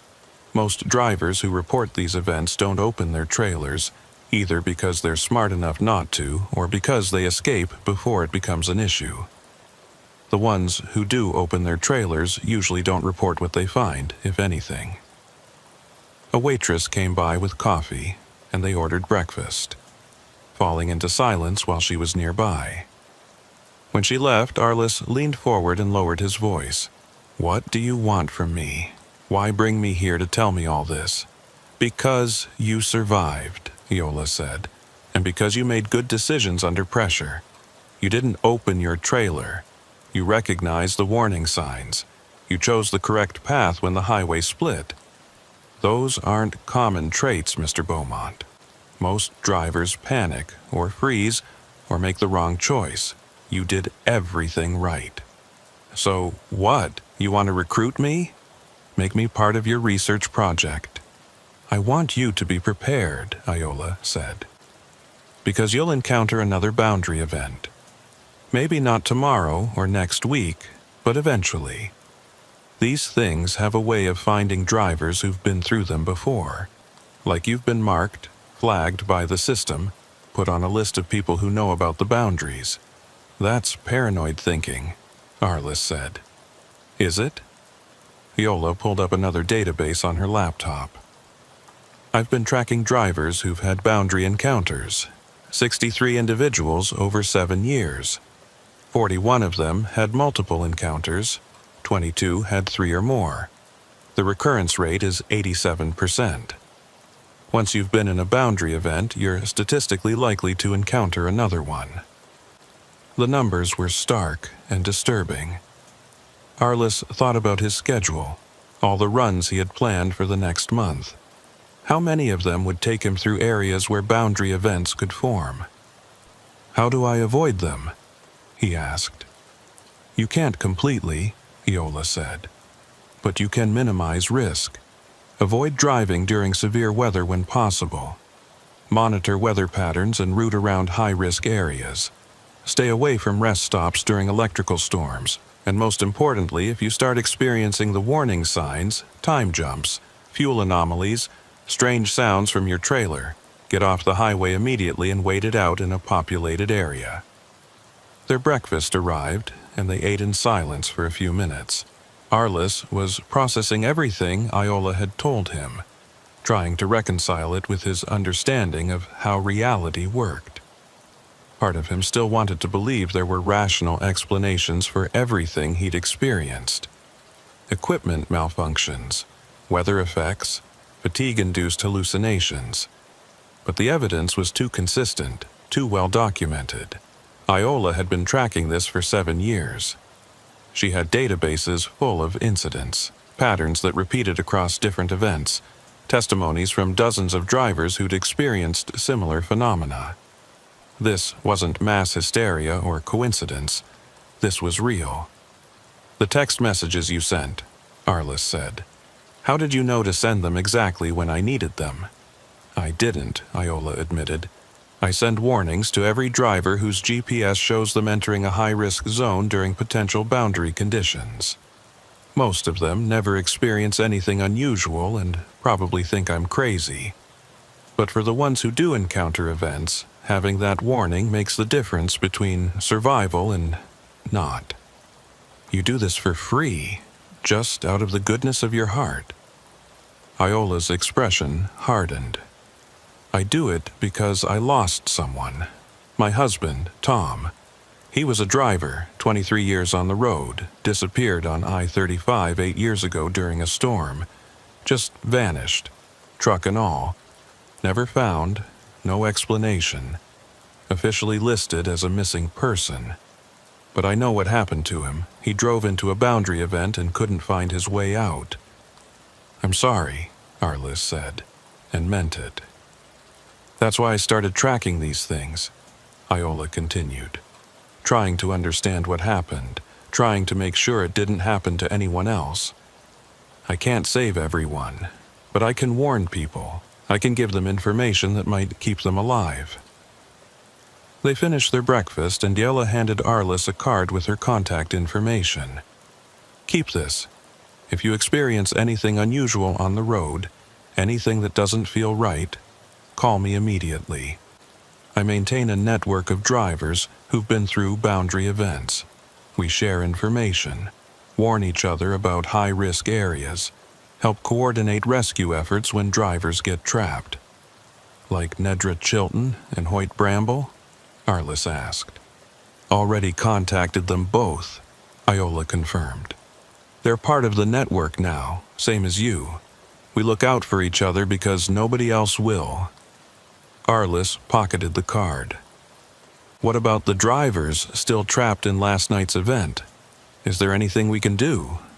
I'm working on it, Iola said. I have contacts at Highway Patrol, some retired officers who believe these events are real. They're going to try another investigation, maybe with specialized equipment that can detect the electromagnetic anomalies associated with boundary spaces, but it's a long shot. Keep me posted, Arliss said. If there's a way to help, I want to be part of it. They left the diner and stood in the parking lot as the sun climbed higher, burning off the morning chill. Normal traffic moved past on the highway, regular people going to regular jobs, completely unaware of the invisible dangers that lurked in certain weather conditions on certain stretches of road. One more thing, Iola said before they parted ways. The darker path you chose when the highway split. That was the right decision, but it won't always be. These events aren't consistent. Next time you might need to choose the lighter path, or the middle path, or some other option I haven't documented yet. Trust your instincts. Listen to what feels wrong, because wrong is often a signal that you're perceiving something others can't see. Trust the wrongness, Arliss repeated, remembering the text message. Exactly, Iola said. Reality has rules. When those rules break down, the wrongness is your best guide to finding your way back.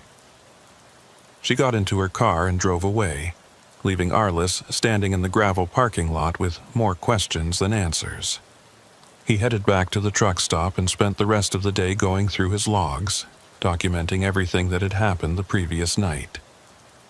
He called Nedra and Hoyt, confirming they'd also been contacted by Iola, comparing their experiences and looking for patterns. That night, Arliss had a new run scheduled. Houston to Dallas, the reverse of yesterday's route. Back up I-35 through the zone where the boundary event had manifested. His dispatcher had given him the option to refuse, to take an alternate route via I-10 and I-45 that added 2 hours to the trip. But Arliss needed to face this, needed to drive that highway again, and prove to himself that he could handle it. He left Houston at 8 p.m., running solo this time.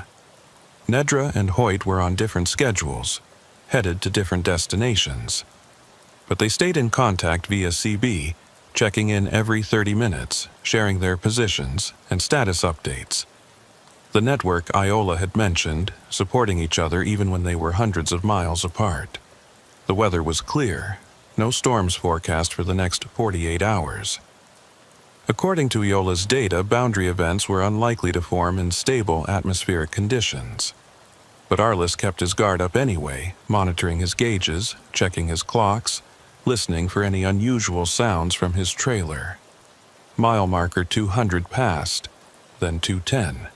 He was approaching the zone now, the 37 miles where the boundary event had manifested. His phone showed he still had Iola's number, and he'd programmed it into speed dial just in case.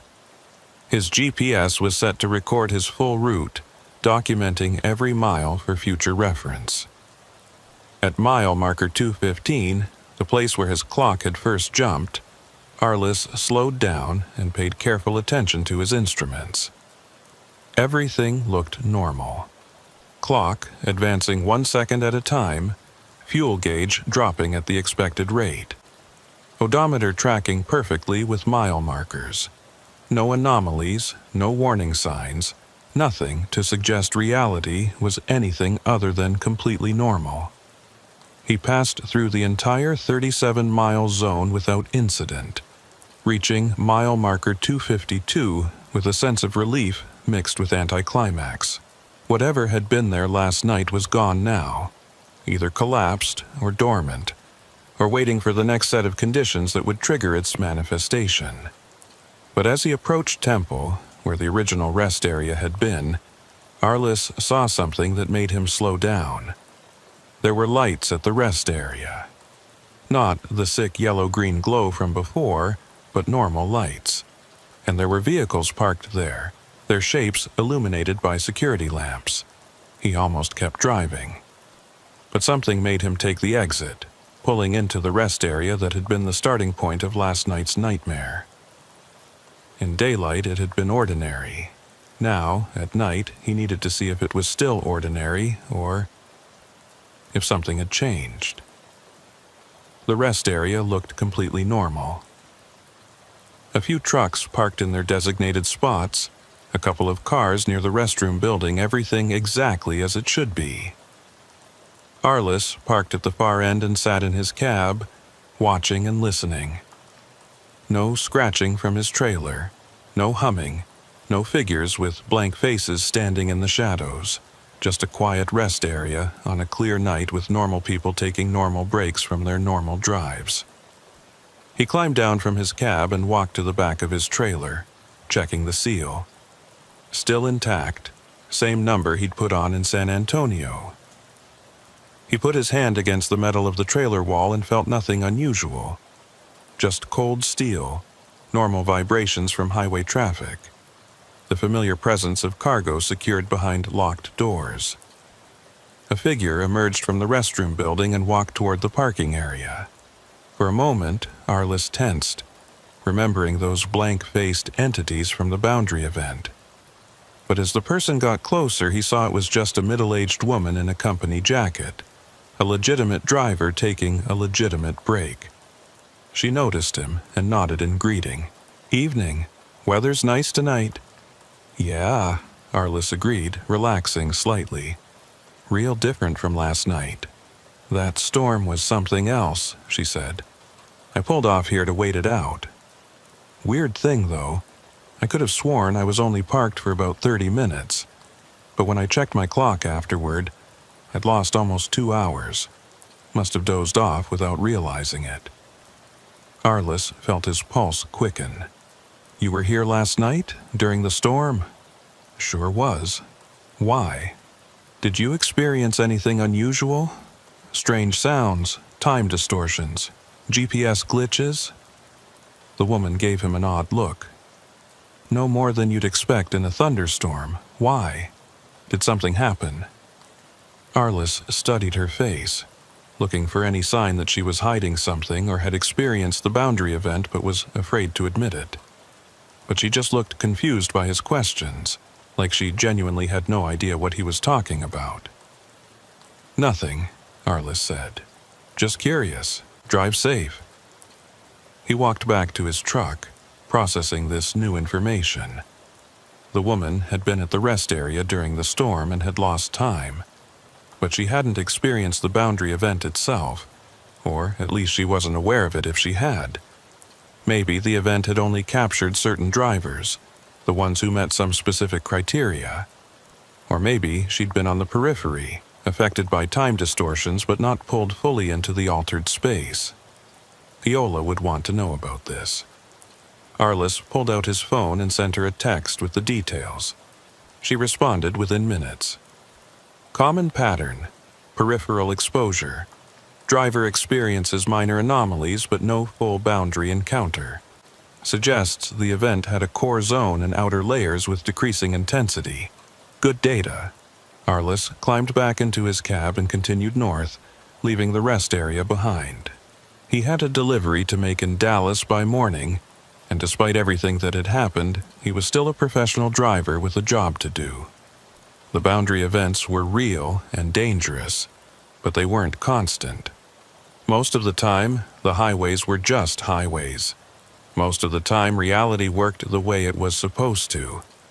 But now, Arliss knew the truth.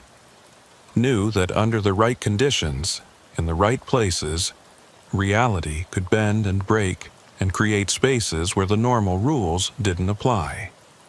Knew that there were things that lived in those spaces, or used them, or were created by them.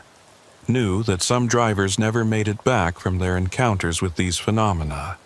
And he knew he'd been lucky. Lucky to have received Iola's warnings. Lucky to have made the right decisions. Lucky to have escaped when dozens of others hadn't. The rest of the drive was uneventful. Arliss delivered his load on time, filed his paperwork, and took his mandatory rest period. But before he slept, he pulled up Iola's database on his phone, the one she'd given him access to after their meeting. He spent an hour reading through incident reports looking for patterns, trying to understand the logic behind these boundary events. The more he read, the more disturbed he became. The events were increasing in frequency. 7 years ago, when Iola started tracking them, she documented maybe 5 or 6 per year across all of Texas. Last year there had been 47. This year was on track to exceed 60. Something was changing. The boundaries between realities were getting thinner, the events were lasting longer, and more drivers were getting caught in them. Iola's database included projections based on the trend data, and they weren't encouraging. If the pattern continued, within 5 years boundary events might become common enough that every driver would encounter one eventually. Arliss closed the database and lay back in his sleeper berth, staring at the ceiling. He thought about Tom Fenwick, Iola's husband, who disappeared into a boundary event 8 years ago. Thought about all the other drivers who were listed as missing, who'd vanished from GPS tracking, whose trucks were found abandoned with no sign of what had happened. Were they still out there somewhere? Still driving through altered spaces, trapped in loops, unable to find their way back to normal reality? Or had they found exits that led to places even worse than the boundary events themselves? These were questions Arliss didn't want to contemplate. But he knew he'd have to eventually. Because Iola was right. He'd encountered a boundary event once, which meant he'd encounter others. The highway had marked him somehow, flagged him as someone who knew about the boundaries and could navigate them. And that meant the next time he drove through a storm, the next time weather conditions aligned just right, he might find himself pulled back into that altered space. Back into the 37-mile loop, or into a different boundary event with different rules and different dangers. All he could do was stay prepared, monitor weather patterns, watch for warning signs, trust his instincts, and hope that when the next event manifested around him, he'd be smart enough and lucky enough to find his way back out again. The humming might have stopped for now, but somewhere on I-35, in that 37-mile zone, other drivers were still trapped, still driving the loop, still hearing sounds from their trailers as things tried to get in, and Arliss had a feeling it was only a matter of time before he joined them again. 2 months passed without incident. Arliss ran his regular routes, avoided driving in severe weather, and stayed in constant contact with Iola's network. He heard from Nedra weekly, comparing notes and sharing information about routes they'd driven. Hoyt checked in less frequently but always responded when Arliss reached out. They'd become a loose community of drivers who understood what most people couldn't see. Then, in early January, Arliss got a call from Iola at 3 a.m. Her voice was urgent, stripped of its usual measured calm. "I've got 6 drivers trapped in a boundary event on I-35. Same zone as your incident, but this time it's different.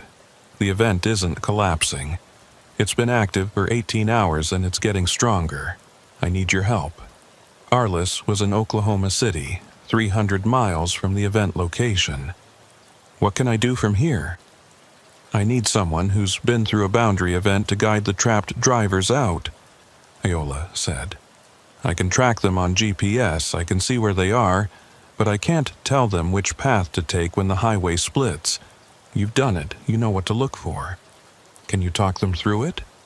Yeah, Arliss said, already pulling on his clothes. Send me their CB frequencies. For the next 6 hours, Arliss sat in his truck at a rest area in Oklahoma, coordinating with 6 terrified drivers who were caught in a loop they couldn't escape. He walked them through the warning signs, helped them identify the moment when the highway would split, and guided them toward the darker path that had saved him 2 months earlier. 5 of the drivers made it out. They followed his instructions, chose the right path, and broke free of the boundary event. But the 6th driver, a woman named Patricia Moreland, panicked when the highway split. She chose the lighter path, the one that looked safer and more familiar. Arliss listened on the CB as her voice grew more distant, more confused, describing scenery that didn't match any highway he knew. Then static and silence, and no matter how many times he called her truck number, she didn't respond. She's gone, Iola said when Arliss finally gave up trying to reach her. GPS shows her signal disappeared completely. No trace, no position, nothing. She went somewhere the satellites can't see. Where? Arliss demanded, though he already knew Iola didn't have an answer. I don't know. Somewhere deeper. Somewhere worse than the boundary events we can track. I'm sorry, Arliss, you did everything right. She just made the wrong choice. Arliss sat in his truck and stared at the CB radio, thinking about Patricia Moreland driving through spaces that didn't exist, trapped in a reality that had nothing to do with I-35 or Texas or any place that appeared on maps. He wondered if she'd keep driving forever, or if eventually her fuel would run out and she'd be stranded in whatever impossible landscape she'd chosen. The experience shook him. Helping 5 drivers escape felt like a victory, but losing Patricia felt like a failure. He couldn't shake the feeling that if he'd said something different, explained the choice better, been more persuasive, she might have made it out. You can't save everyone, Iola told him when they debriefed later that week. I learned that the hard way with Tom. Sometimes people make choices we can't control. Sometimes the boundaries take what they want, and there's nothing we can do about it. But Arliss kept trying anyway. Over the next year, he helped guide 17 more drivers out of boundary events. He became Iola's go-to resource for coordinating escapes, the voice on the CB that drivers learned to trust when reality stopped making sense. Nedra and Hoyt joined the effort too, creating a small team of guides who understood the boundaries better than anyone else. They saved most of the drivers they tried to help, but not all. 3 more vanished like Patricia, choosing wrong paths or waiting too long to make their escapes. Each loss weighed on Arliss, another name added to the list of people who'd been swallowed by spaces between realities. The boundary events kept increasing in frequency, just as Iola's data had predicted. By the end of the year, Arliss had personally experienced 4 more events, each one different from the last. Different sizes, different rules, different manifestations of whatever intelligence or force created these pockets of altered reality. He learned to navigate them by feel, by instinct, by trusting the wrongness that indicated where normal reality lay. He learned which sounds from his trailer meant danger and which were just harmless manifestations of the boundary space.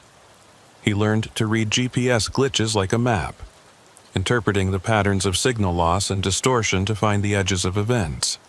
But he never learned why these events formed, what purpose they served, what intelligence, if any, guided them. Iola had theories, but no proof. The entities with blank faces appeared in every boundary event, always trying to get into trailers, always beckoning drivers toward rest areas that pulsed with sick light. But whether they were conscious beings or just phenomena shaped like beings remained a mystery. On a cold February night, almost 15 months after his first encounter, Arliss was driving through Oklahoma when he heard a CB transmission on Channel 7 that made him pull over immediately. The voice was male, older, weathered by years of highway driving. "This is Tom Fenwick calling for Iola Fenwick. If anyone can hear this, please tell my wife I found a way out. Tell her the boundaries aren't permanent. Tell her I'm coming home." Arliss grabbed his handset with shaking hands. "Tom Fenwick, this is Arliss Beaumont. I know your wife. Where are you?" Static, then the voice came back fainter. "I don't know where I am. Somewhere in the spaces.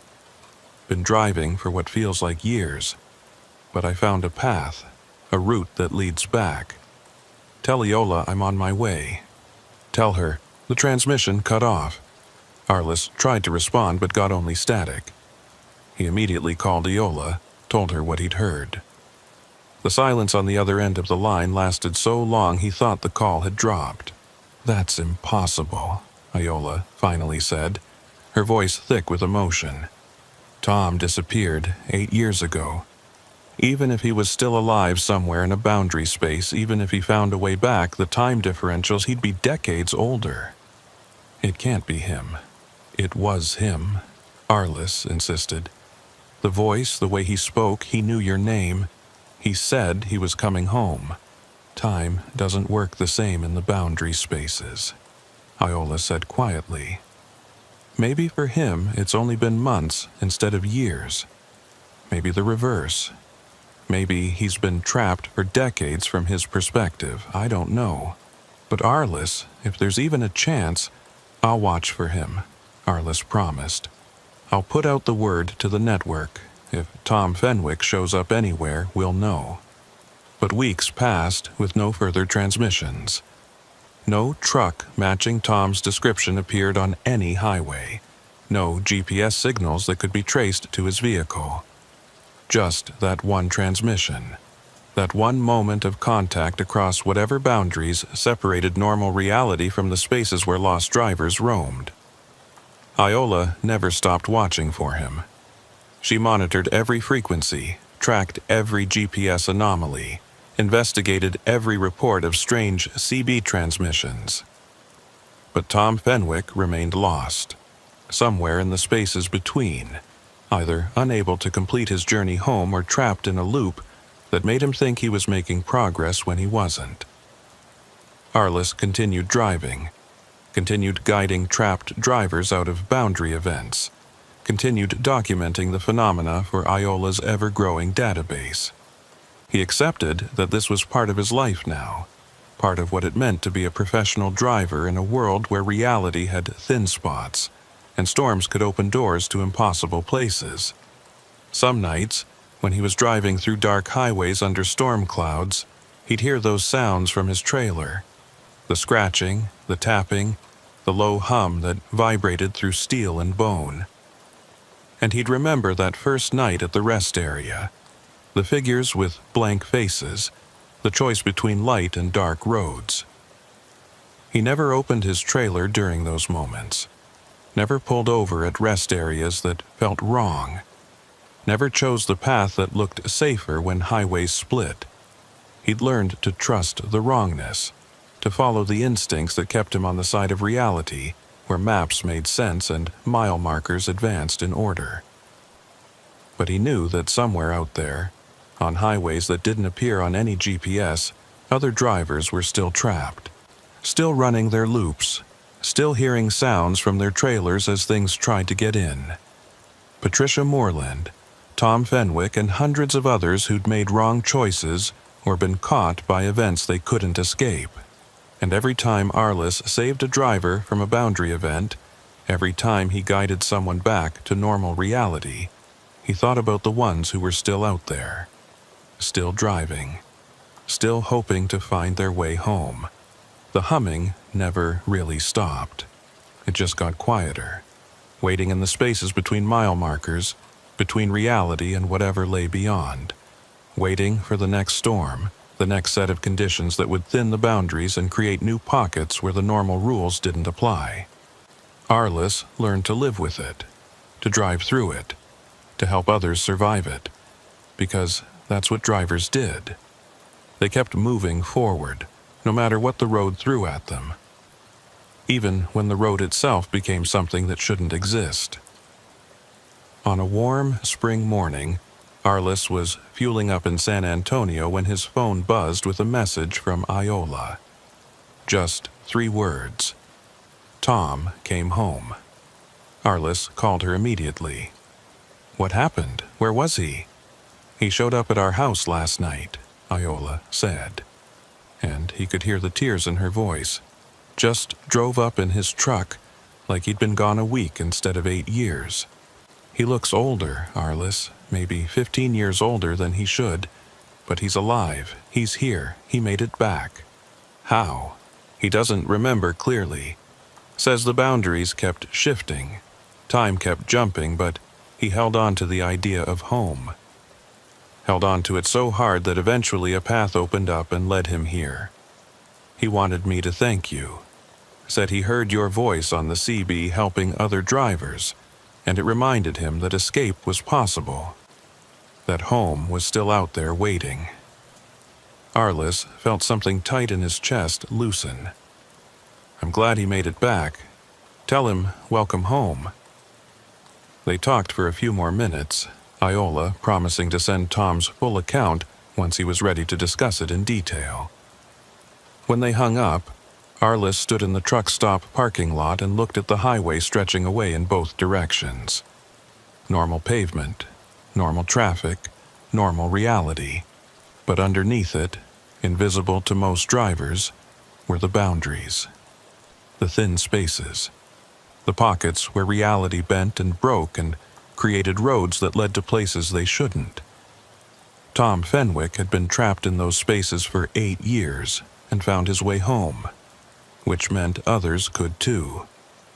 It meant Patricia Moreland might still be out there, still driving, still searching for the path that would lead her back. It meant every driver the boundaries had swallowed wasn't necessarily lost forever. They were just driving routes that took longer to navigate, running on highways that didn't follow normal geography. And maybe, with enough time and enough luck and enough determination to hold on to the idea of home, they'd eventually find their way back. Arliss climbed into his truck and pulled onto I-35, heading south toward his next delivery. The same highway where he'd first encountered the boundary events, where he'd learned that reality had layers and storms could open doorways to impossible places. But the day was clear, the weather stable, and his gauges all read normal. The trailer behind him was silent except for the usual sounds of cargo riding on good suspension. No scratching, no humming, no warnings of boundaries getting thin. Just the open highway stretching ahead, taking him where he needed to go.